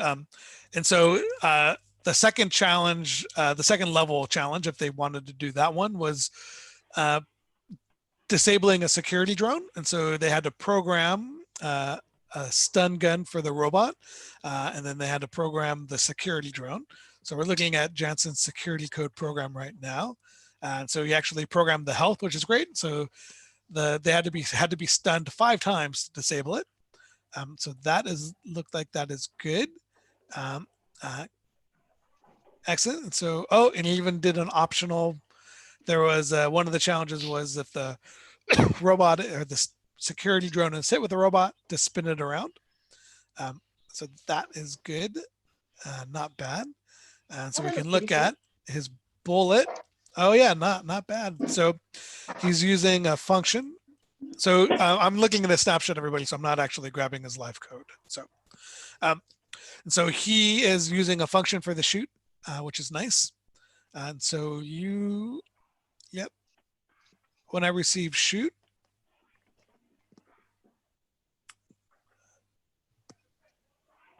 yeah. Yeah, so that's a great way of doing it. Yep. And so he's checking the bullet is going to move until it hits the edge or the wall, which are black, or the security drone. And at that point, he'll hide it. Yeah, not bad. And this is pretty good. Jansen's code or Javen? This is Jansen's. Oh, okay. Yeah. So that looks pretty great. Okay, so maybe I will stop showing this one. We can jump into. So did we miss somebody else, Candace? I think we haven't seen Javen. Javen. Oh yeah. So Javen's I can't actually look at the snapshot because I think he remixed a new project. And so he's not using the shared project, which is fine. Which is totally fine. But I don't actually have a snapshot. So. Yeah, and I think I have difficulties connecting to Javen's live code as well. Okay. All right. Yeah. Anyway, we are less than 5 minutes to the end of the presentation. 2 minutes left. Or in fact, 2 minutes left. So I think we should get ready to bring them all in. Okay, that sounds good. I am not sharing. Okay, great. But just looking at the code that they've been doing looks awesome. So I mean, it looks like everyone's doing good. Everyone's making progress on the challenges. The other thing we should have said is that there was a lot of challenges, so there was no expectation that students would actually do everything. So they do like 1 or 2 levels, 1 level, 2 levels. That was sort of the expectation. So there was just a lot of challenges to do. So, but we wanted to give students a little bit of option that if they saw something that looked more interesting to them, like the chatbot or the data analysis, that they could have jumped into that challenge and done that one. Good. All right. Yeah. I must say they have taken very well to doing everything online. Yes. Whether it's the challenge, it's the coding, receiving the instructions, all online. Yeah. And they're doing really well. Yeah, that's actually I think we are in a different era now, where the kids nowadays they're so familiar with doing things online, right? Learning. Yeah. In fact, just now when we were going through the live coding of the students, we can see that quite a number of them are in fact reading the challenge itself on a computer rather than printing it out. Yeah. So their ability to toggle between the screens. Yeah. I think.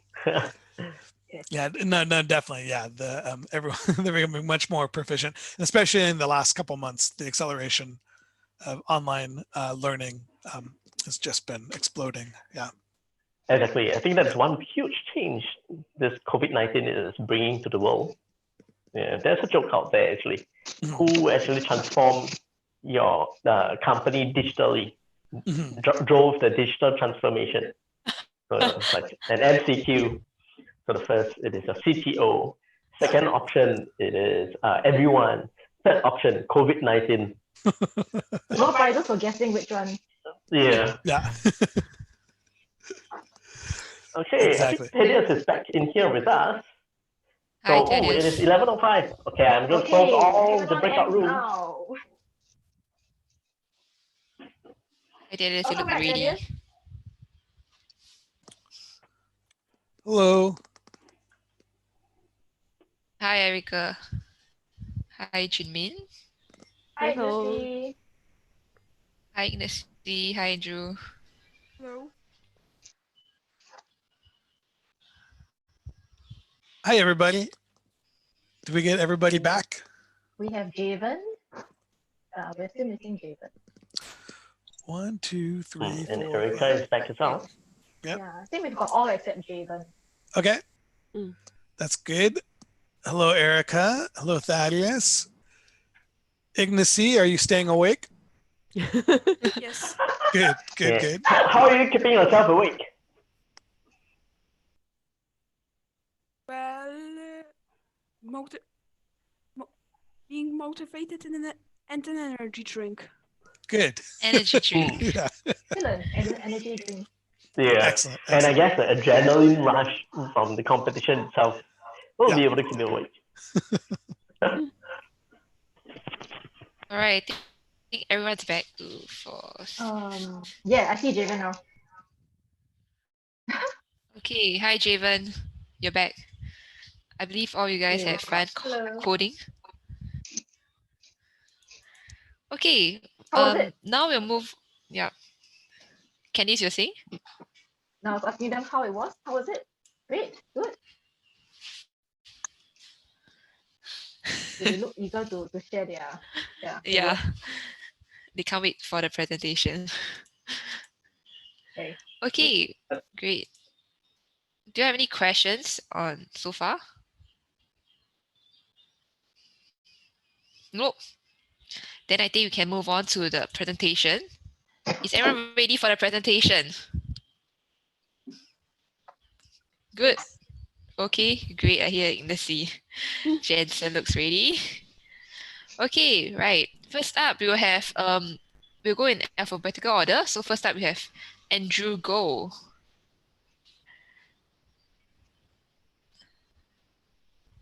Hi, Andrew. All the best. Ignacy, give you a thumbs up. Do I share my screen? Yep, you can share a screen.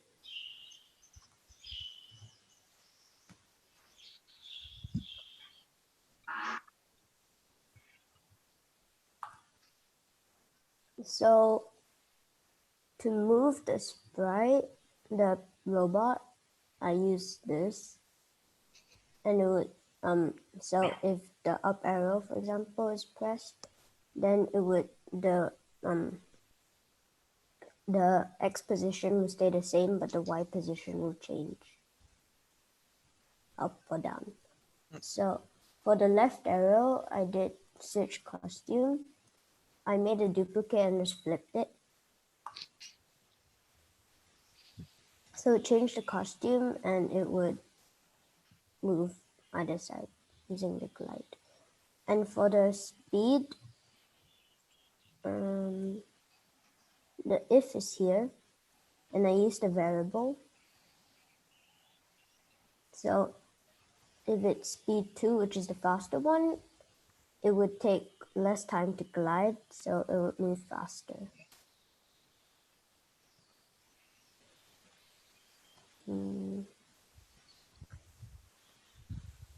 For the purple thing, so I didn't kind of finish it, this part. So if it touches the purple color, and it's that backdrop, then it'll broadcast the lock one open. So here it would change here. It would hide.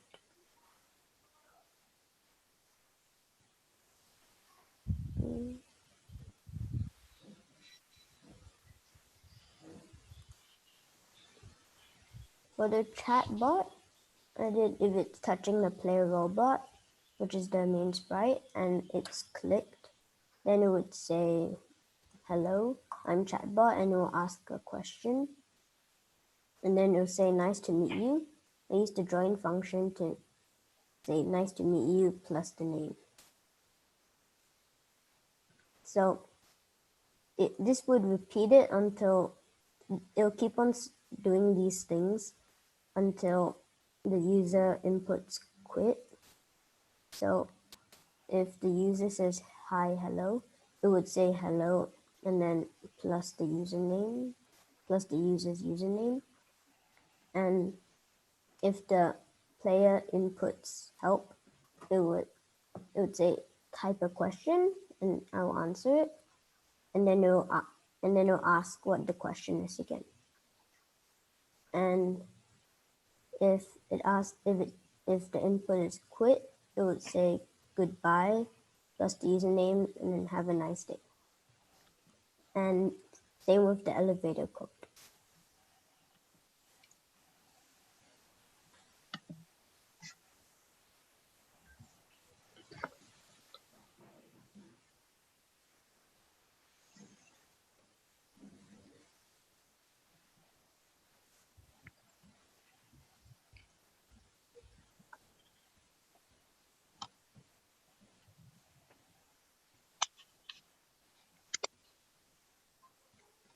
So this is for the security drone.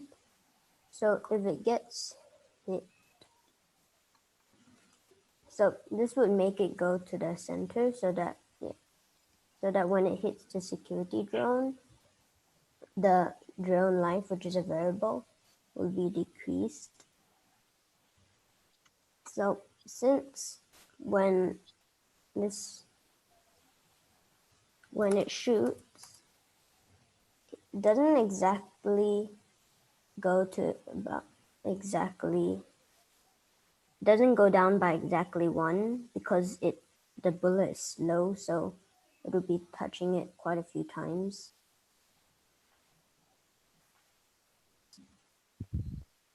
So once it reaches less than -20, it will disappear.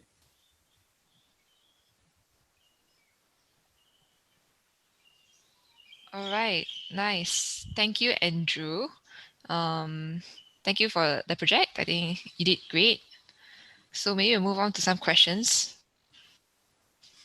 So I would say awesome job, Andrew. That looks good. Awesome, good work. So one question I had quickly is, so what was the most challenging part today? I think it was the trying to get it this part. So if it touches these 3, then that will open, not just 1 or yeah. Yeah. Good. Yeah. Good. And then maybe what was the favorite part that you did today?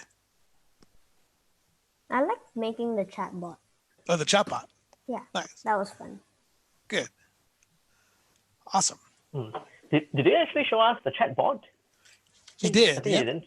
Oh, he did. Okay, I might have missed out that. Yeah. You want to click your chatbot again really quick? The sprite so we can see the code. Yeah. Yep. So there's a chatbot code. Yeah. Looking good. Very good. Well done. Yeah. All right. I think. Any other questions or? I'm all right. Okay. Yeah. So awesome work. Good job. Yeah. Okay. Nice. Great job, Andrew. Thank you. Thank you, Andrew. Good job. Okay. Next up, we'll have Erica.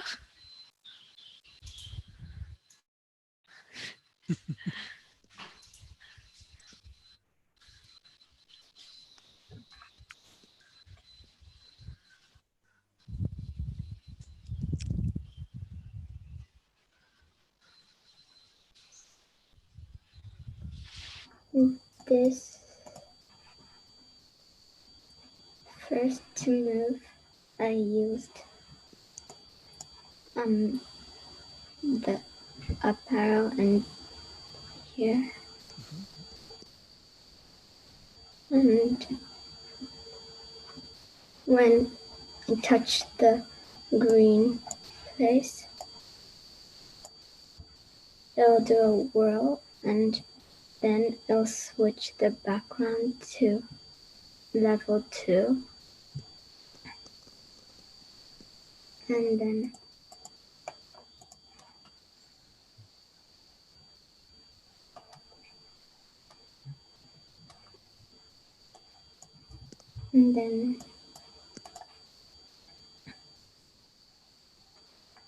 when it's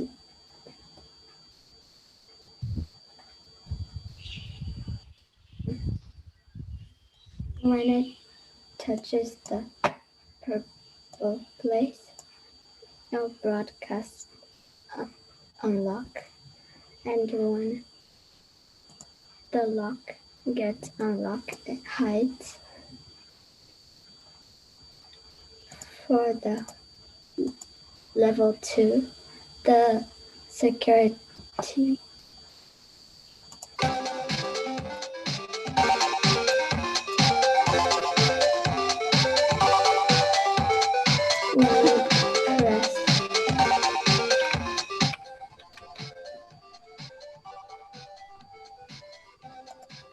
when you press space, then, and if it's level 2, then it shoots, and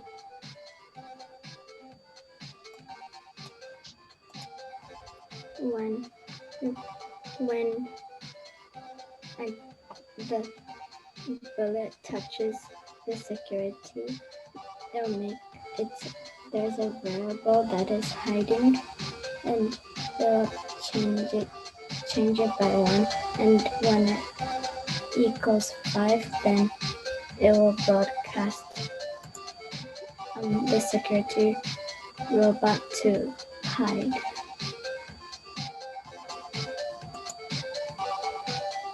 For this one, I used a text-to-speech one, and when it's clicked, and if it's touching the robot, then it'll say hello in chat box and also speak it.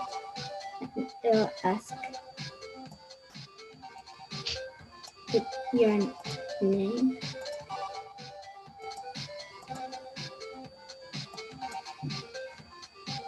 Then it will join nice to meet you and the answer of the question, and it will also speak. I didn't finish the rest. All right. Good job. Thank you, Erica. It's okay if you didn't finish, but I think you did an amazing job. Thank you, Erica. Okay, so we'll move on to the questions from the judging panel. Yeah, so awesome job, Erica. That was great. Good work. So one thing you didn't talk about is I noticed on your robot, it looks like you also don't let it walk through walls. Is that correct? Yes. How did you do that? When it's touching the block, it'll move 5 steps away. So. Okay. Yeah. Good job. Yeah. So that was great. Good job doing that. Yeah, nice. So what was the? Maybe we'll go. What was the funnest thing in the challenge today? I think it was the chatbot. Good. Yeah. And I like your chatbot. Yeah, you did. You have a good start on that. Good work. And using text to speech was nice. That was a good little extra addition that wasn't in the challenge. So that was good use of that, good creativity. Yeah. Good. What was the more difficult thing today?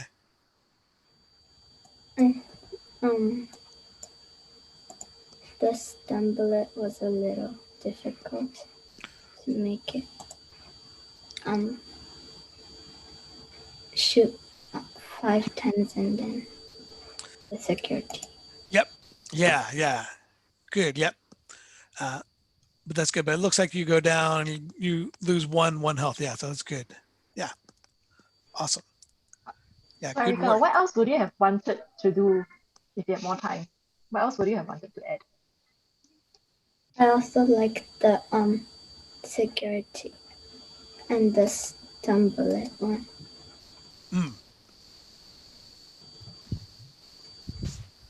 Good. Cool. Yeah. So awesome work, Erica. Yeah, good job. Very, very nice. Yeah. All right. Thank you, Erica. Well done. Yeah, well done. Thank you. Yeah, well done, Erica. Okay. Next up, we'll have Ignacy from Poland.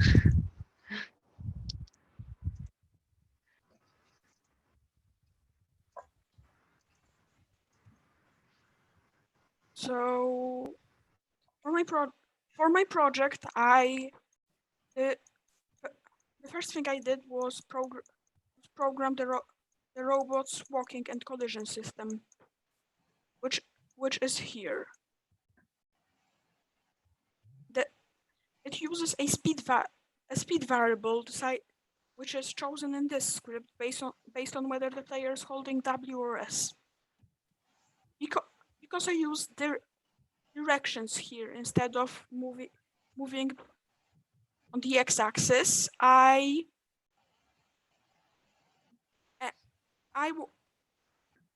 use directions here and moving on the y-axis here, for moving up and down and moving left and right. And I made the script for all the logs is quite, I think, I quite like it. Depending on what color the robot touches, it's set, and what level the robot is on,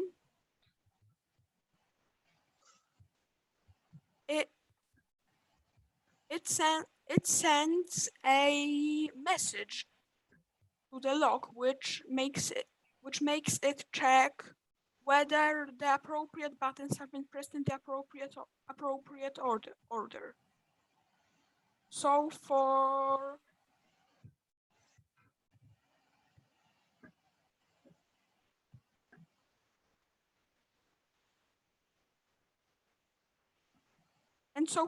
level 2, I made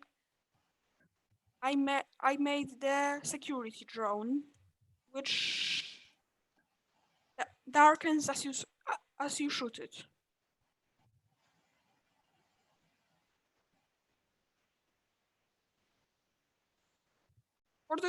For the chatbot,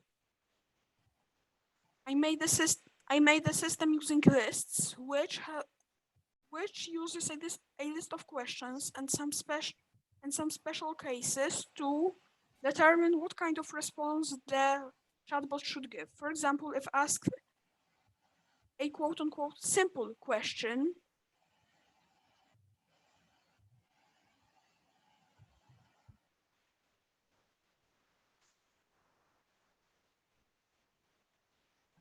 such as, I accidentally moved it.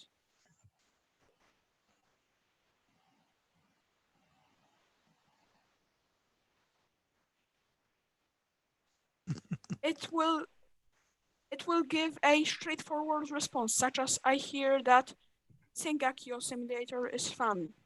However, when given a special case question such as time, it will give a response with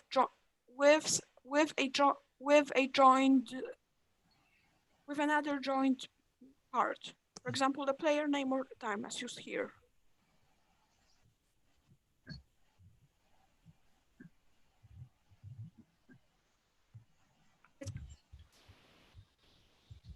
For level 4, I made the 4 basic commands of the computer.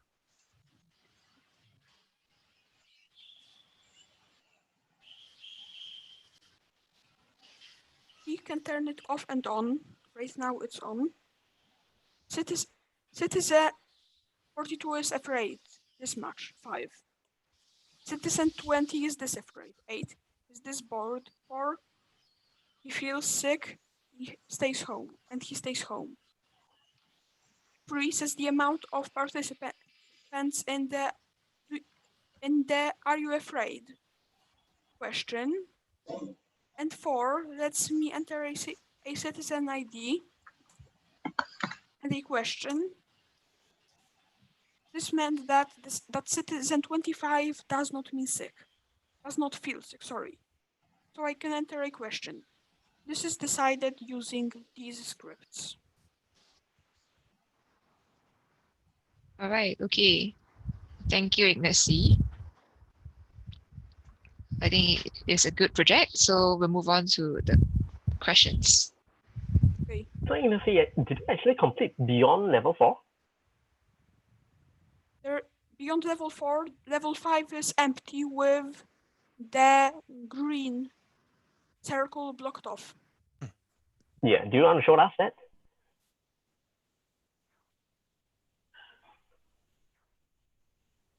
I did not program in a way to unlock this door. But Got it. Level 5 looks like this. Okay, good. Yeah, so the way you coded it is quite interesting. I think you actually combined the level 1 and level 2 code together, right, under the same robot. So, and the way you structure it is pretty good.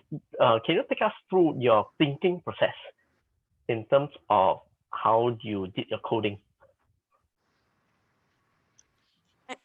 I've been using Scratch for over 5 years now, and I just know how to make certain things like a walking system or collisions. I'm not sure how I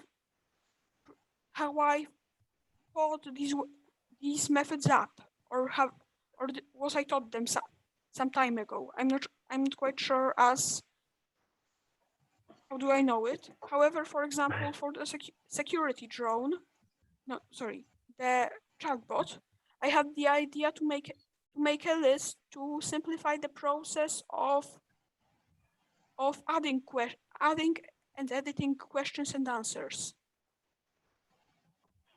Can you do you mind showing us your list, the entries in the list? Yes. These are the questions which the robot can ask. These are the answers. For example, the answers here are not, I can't scale it up, but for example, I added, on my own, I added game, virus, and pet. Game says, I hear Singakio Simulator is fun. Pet says, I think a turtle is a good choice. And virus says, I tell you how to stay safe, but you're a robot, so you don't need that information. Nice. Yeah, that's a good use of using arrays for that. Yeah, nice. Yeah, very good. Well done.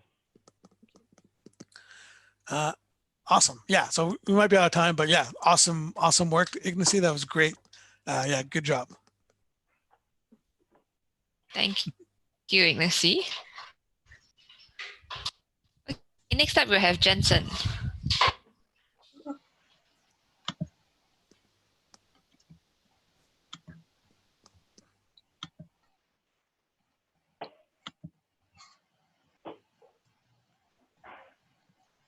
Okay,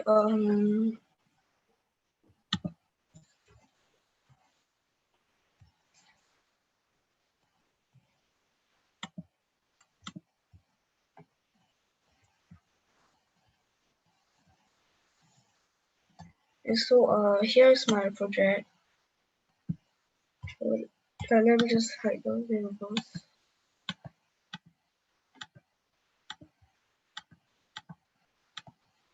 Okay, so for the robot,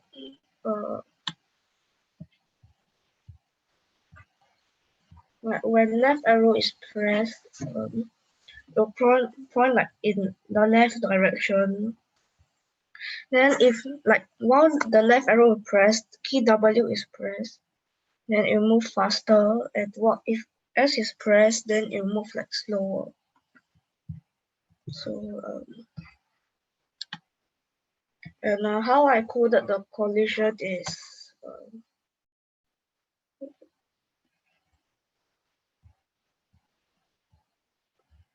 if it's not touching color, it's not touching like the walls, then like you set like the old X, like the old position when it's like not touching the wall.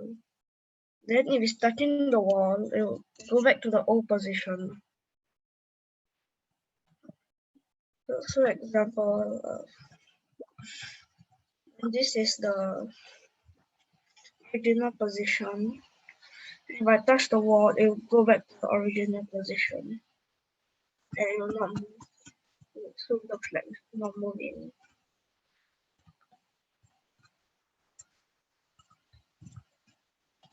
And I coded it that if it's touching like this color, then this lock will open.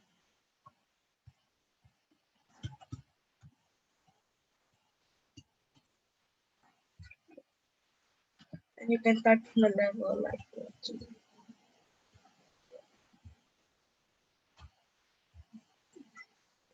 And here it will shoot the bullets. Then I actually use the block variable, make it like simpler. So if the shoot starts right, it will do the bullet sound, and the board will spin and like make a sound and change the ghost effect, which is like the transparency. So the health is actually for the board is actually fine.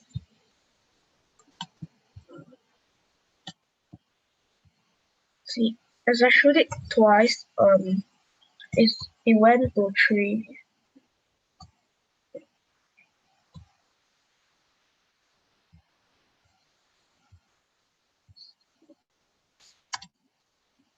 And see, the health decrease. The health is 0, then it will die. So for the sequence, the code, I did it as like a log code type of code. It's something like a log. So if you're touching the purple square, the code will be set to 1. But if you touch another square previously, then it will set the code to 100. Then here, if the code is correct, you see correct code. And if it's wrong, you see oops, wrong code. You see the code is changing. If I'm tapping the correct code, then it will open. Then from here, you can type 3 and you will enter. The voice is like a bit delayed, so yeah. So the last thing I managed to code is the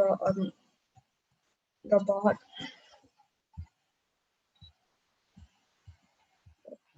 The chatbot.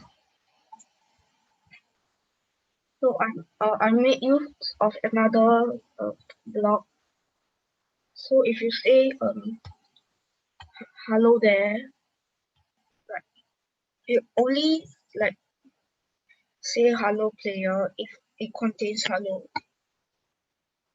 So if you can say any sentence and as long as it contains hello, it will answer the right answer.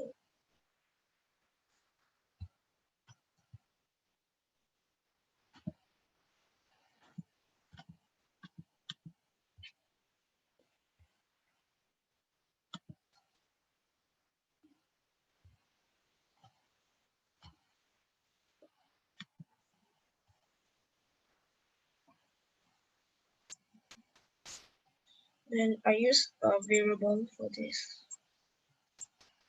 So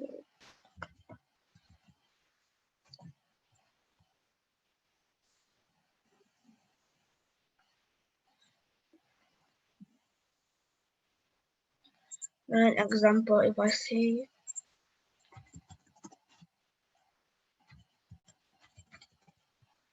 that as long as it has hello in it,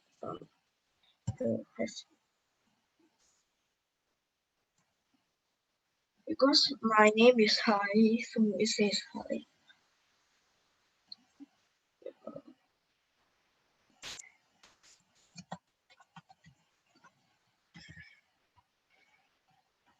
Here.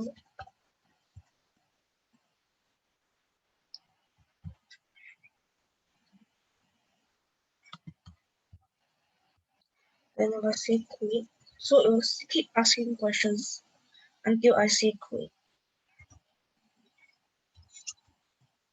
And yeah, and this is like all that I've coded. So, yeah. So for the elevator code,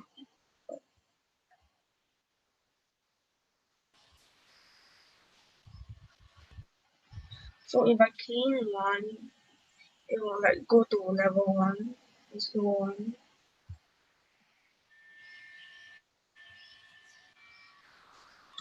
So for these two logs, if I receive a log 1, then it will hide.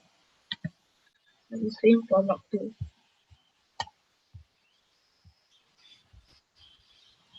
Okay, thank you, Jensen. We get some questions. Any questions?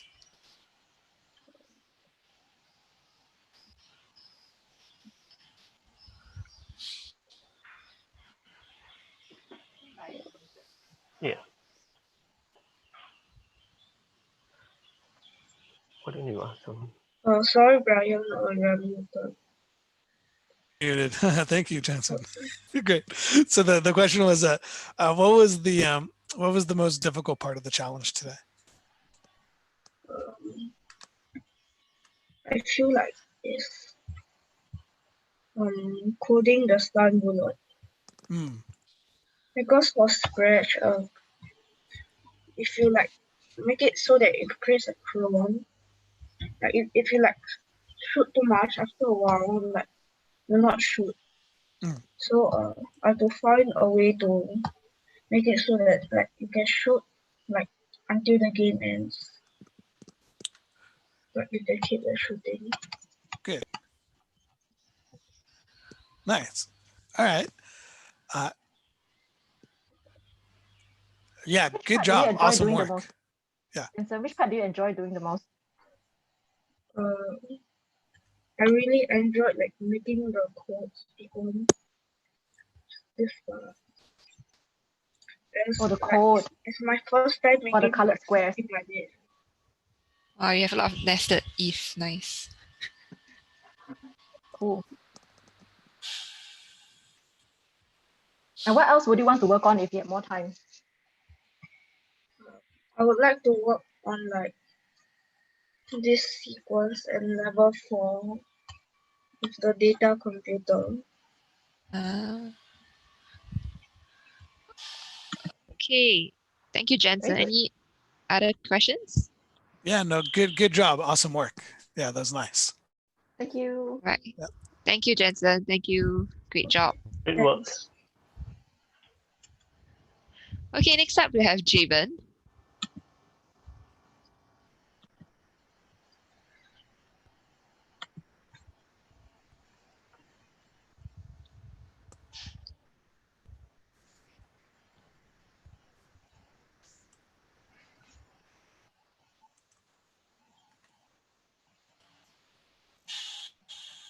Hold on, Javen. You need to unmute yourself.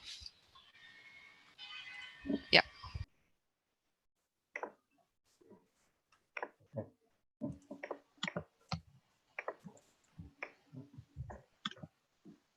Okay, this is my game. So basically, for the first level, the robot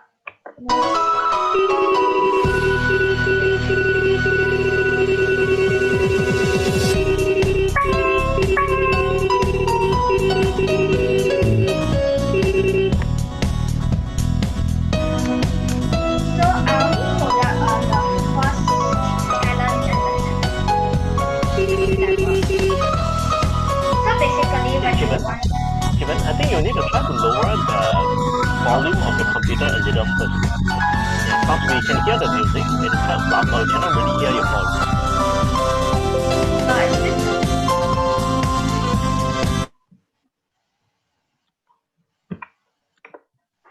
That was a little bit too loud. Sorry to interrupt, Javen. Your music is too loud. So you might want to lower the volume first and then you share again.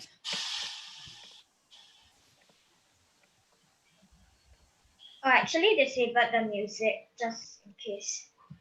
Okay, sure. You can share your screen again and continue. Yeah. It looks to be a very good project. Yeah, I like the music. Yeah, very catchy. Yeah, exactly. Catchy music, and you have your robot with this, I think, square around it. Rainbow. Yep. Yeah, the rainbow. Like LED lights. So this is the first level.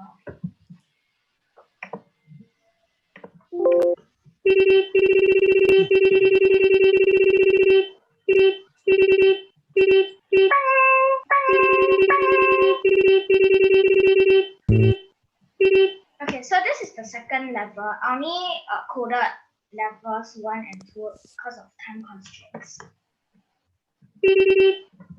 So you have to shoot 5 times. I can show you this later. You have to shoot 5 times for the security drone to die. So called short circuit.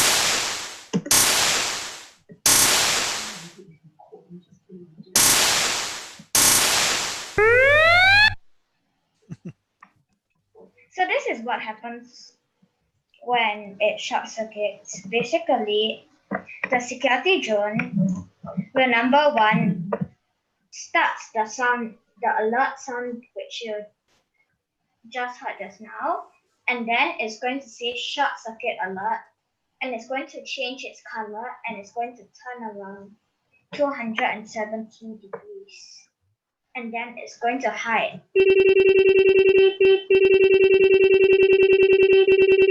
Next part is getting the color combination. Basically, how this works is over here, at the here. This code over here, repeat until wait until touching color red, yellow, and purple. So basically, what this means is that until they are all touched, then can the elevator be unlocked using this broadcast. And when this broadcast is heard, over here, it's going to say number 1 unlocked, and it's going to hide itself. Although I didn't code the other levels, I tried my best to also code the unlocking of the elevator.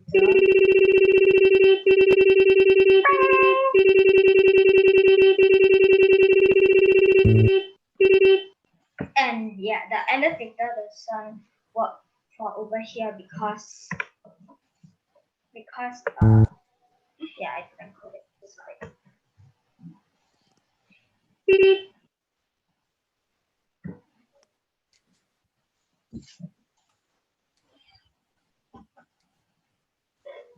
Okay, thank you, Javen. I like the additional effects that you added. Okay, questions from the judges. Okay, in the interest of time, I think we'll probably ask less questions. Maybe just one or two questions. Yep. Yeah, so we'll go with that. I think what was the funnest part of the challenge, Javan? The most fun part.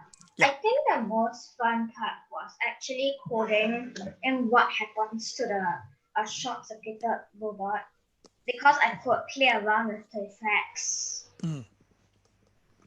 That is good. Yeah, I like the effects. The effects are nice. Thank you. Yeah.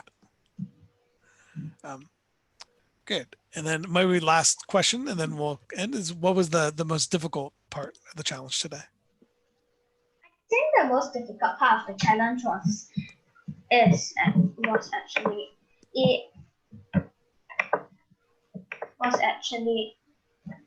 start of the game where you cannot go through walls because actually it took some trial and error, and then that led to my time constraint because I had spent quite a fair bit of time. So my solution is, as you can see around the robot, there are some colored lines. Those are supposed to be the sensors. So when each color is touching, then it's going to change its X and Y positions accordingly. Okay. Nice. Yeah. Good. All right. Well, awesome job. Nice work. That was great. Okay. Okay. Thank you, Javen. Okay, next up we have Thaddeus.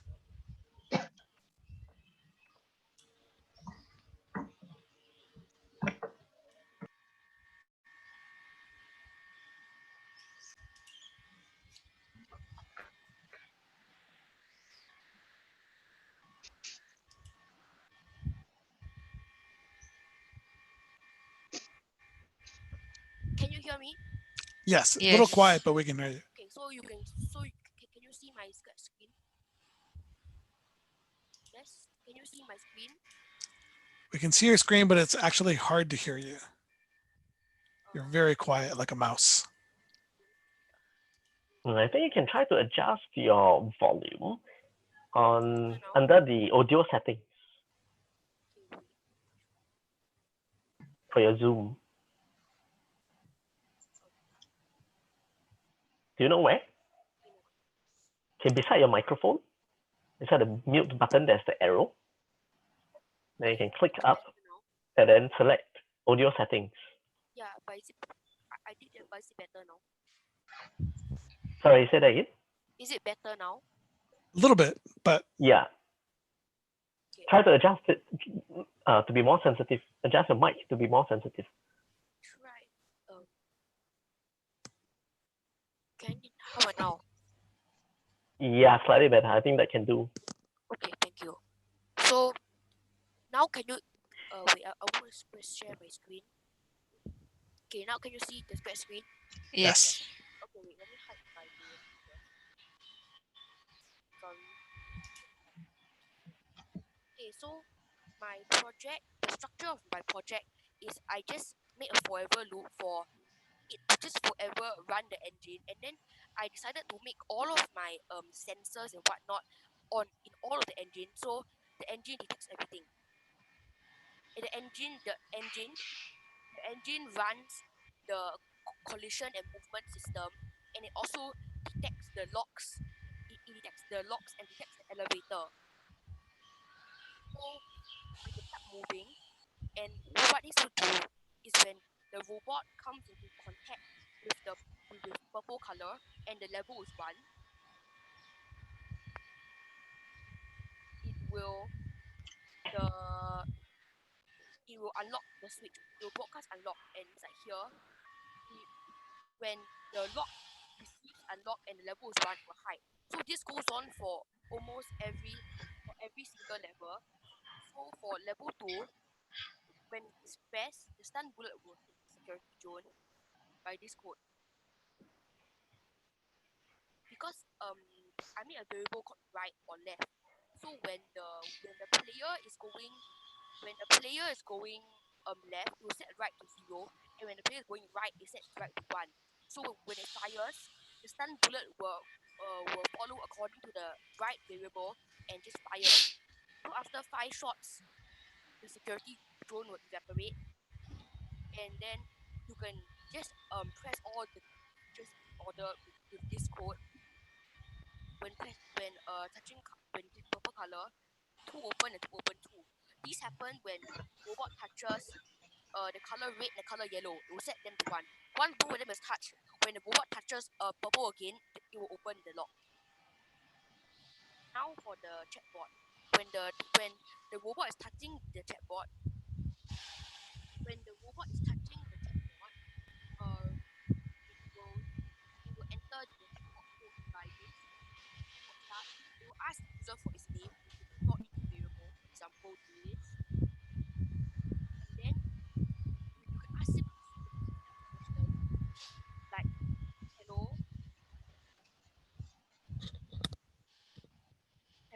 or and for the combination.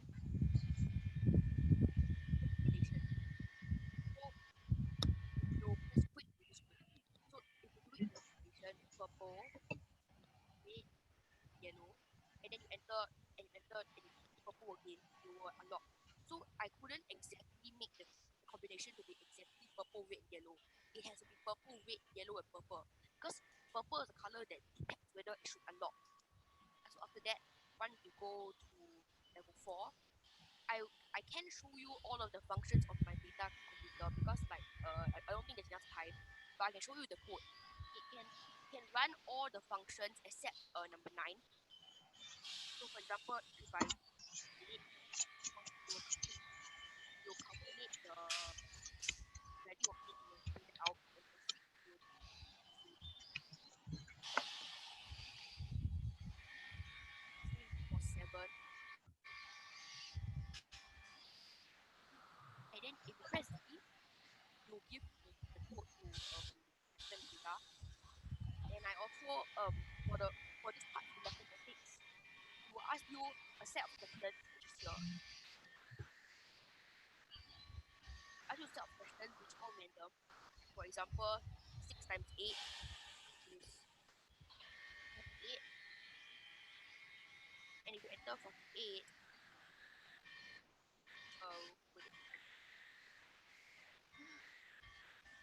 so what is 2 times 9? Give it 18 again. And you put 9 times 3, which is 27. It will unlock this final floor. It's just like it's uncompleted boss fight thing. So if I had more time, I will continue to work on this. But right now, it's just a boss fight thing. From the contact with it, the robot will fail. So I didn't get much time. So it's like not. Just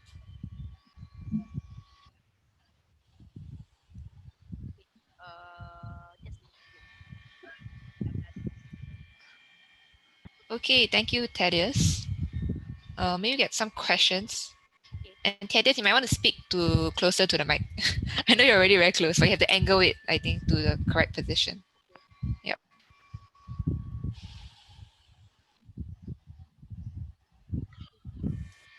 Wait, I'm going to unmute Brian. I got it. I saw that. Yeah, so good work, Thaddeus. Good job. Yeah, so you did a lot of the challenges. What was the most interesting code that you wrote today, or what did you think was the most interesting? For the most interesting code, Mm-hmm. The most interesting code would be the lock function where it sets where it checks whether it touches the red or yellow, and then it opens it. Because for every single lock that you check with the level, and if it's correct, then it will hide. So I thought that was the most interesting because it's something Okay. Good. Excellent.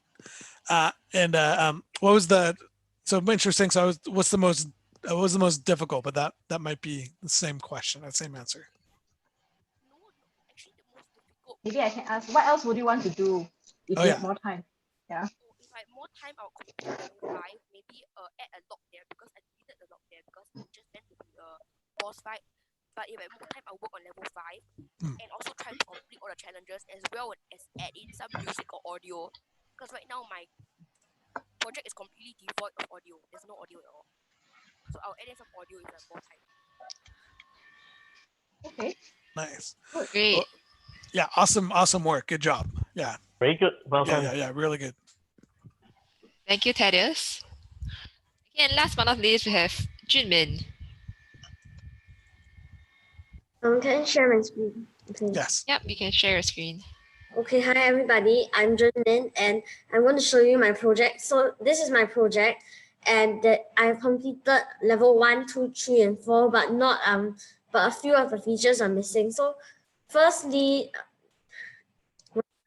actually it's a little bit loud. So when you play, you can actually increase the speed by pressing W, and you can increase it to any amount and also move faster, as you can see. And there's another special feature, and you can also reduce it. There's another special feature so that you can hit back walls like that, because that prevents it from colliding. So, and then this purple thing will activate the wall, and then you can go down in here.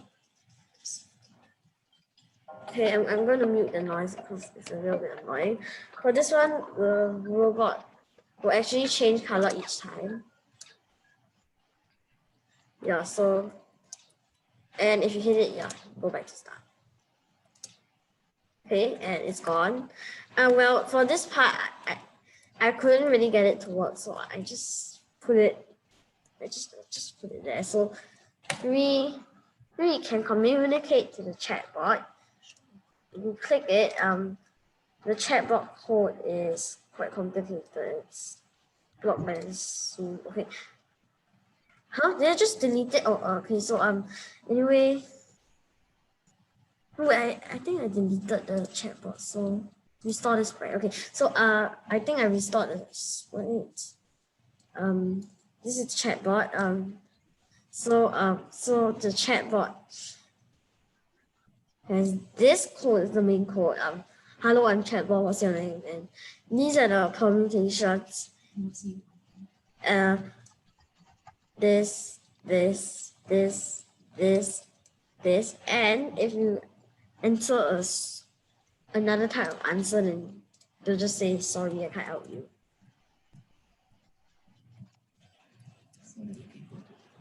Then you can also go to the different levels. So right now I've changed to level 4. And there's also level 3, so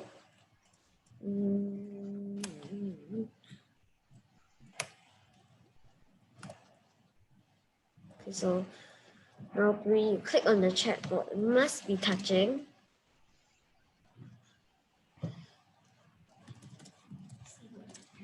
So I typed in the person name. And what is the question? 58. And you can click on it again. And in case you just type in gibberish. Yeah. For this one, I couldn't make it work because yeah, it's a little bit difficult. For level 4, I only coded the first bit of it. Press P and you press 1. Okay, it's not working right now. So anyway, usually almost all of the time it will actually do that.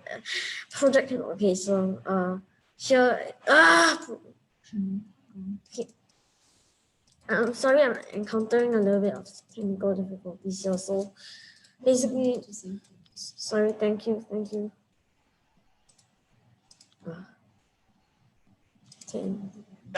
Yeah, no problem at the end. So you weren't able to edit at the end. The passwords were changed on the account, so it took a little time for that to go across all of them. So, but yeah, so good job though. That was awesome. Good work. Thank you. Thank you. Yeah. So what is so you did some of a lot of the challenges. What was the most fun part of the challenge or the? The most fun was actually the chatbot because I felt there was a lot of communications. Yes. Good. And I actually see that you have this screen in between your levels, which asks the user which level you want to go to. So you actually put that in. What did you use that for? I used that for I use that for switching the levels each time you reach the green. It was actually an elevator backdrop that you switch to for a few seconds before switch to the next ship level. Do you use that as part of your programming to make it easier for you to do your programming, or? Yeah, that's what I do. So, because I've been scratching for quite a while, I know how to make certain bits of the code, like tail robot especially. The moving bit is what I know a lot. Yes. Okay. Good. Yeah, awesome work. Yeah, good job. Yeah, very, very good. Yeah, impressive job by everyone. Yeah, I agree. So everyone did fantastic work. Yeah, I'm actually really impressed with everybody's project and how well everyone did. So good job. I mean, especially under the time pressure. Yep. Yeah. Yeah. So only having a little bit of time always makes it very difficult to decide what to do. And then, but you guys all did amazing work. So good job, everybody. Yeah. All right. Great. Thank you, everyone, for participating. Any last words from anyone? So I just think for the whole hackathon, so we're really glad with the number of students that actually participated, that wanted to do coding, and also the number of students that came from all over the world. So we had students from Poland who is here today, but also I think we had students from India and Papua New Guinea, in Japan, and Singapore. So it was really great. So we're really happy with the projects everybody did. And we're just really excited. So good work, everybody. I think you should all be proud. And keep coding. And I think the main objective of this hackathon is for young coders like you to really develop and further develop your computational thinking or coding skills by applying it to real life situation, right? Real life application. So the end product, the app that you create at the end of it, is fun, it is tangible, and I believe that serves as a good motivation for many of you. But there's one more thing that I want to stress upon is the journey and the process. So the journey and process of getting to your end product is actually much more valuable and much more important for every one of you. Because it is through this process where you try, you don't get it, you try another method again, and try again, and keep on working on it, having the grit to keep trying and exploring the different options. That is where you actually learn the most. So this process of trying, of struggling, it is an important part of hackathon, and in fact, an important part of learning. So remember that, and I wish all of you an amazing learning journey, which I hope will never end. All right, all the best. Great job, everyone. I'm impressed by everyone's project. Thank you, everybody. Well done. Yeah.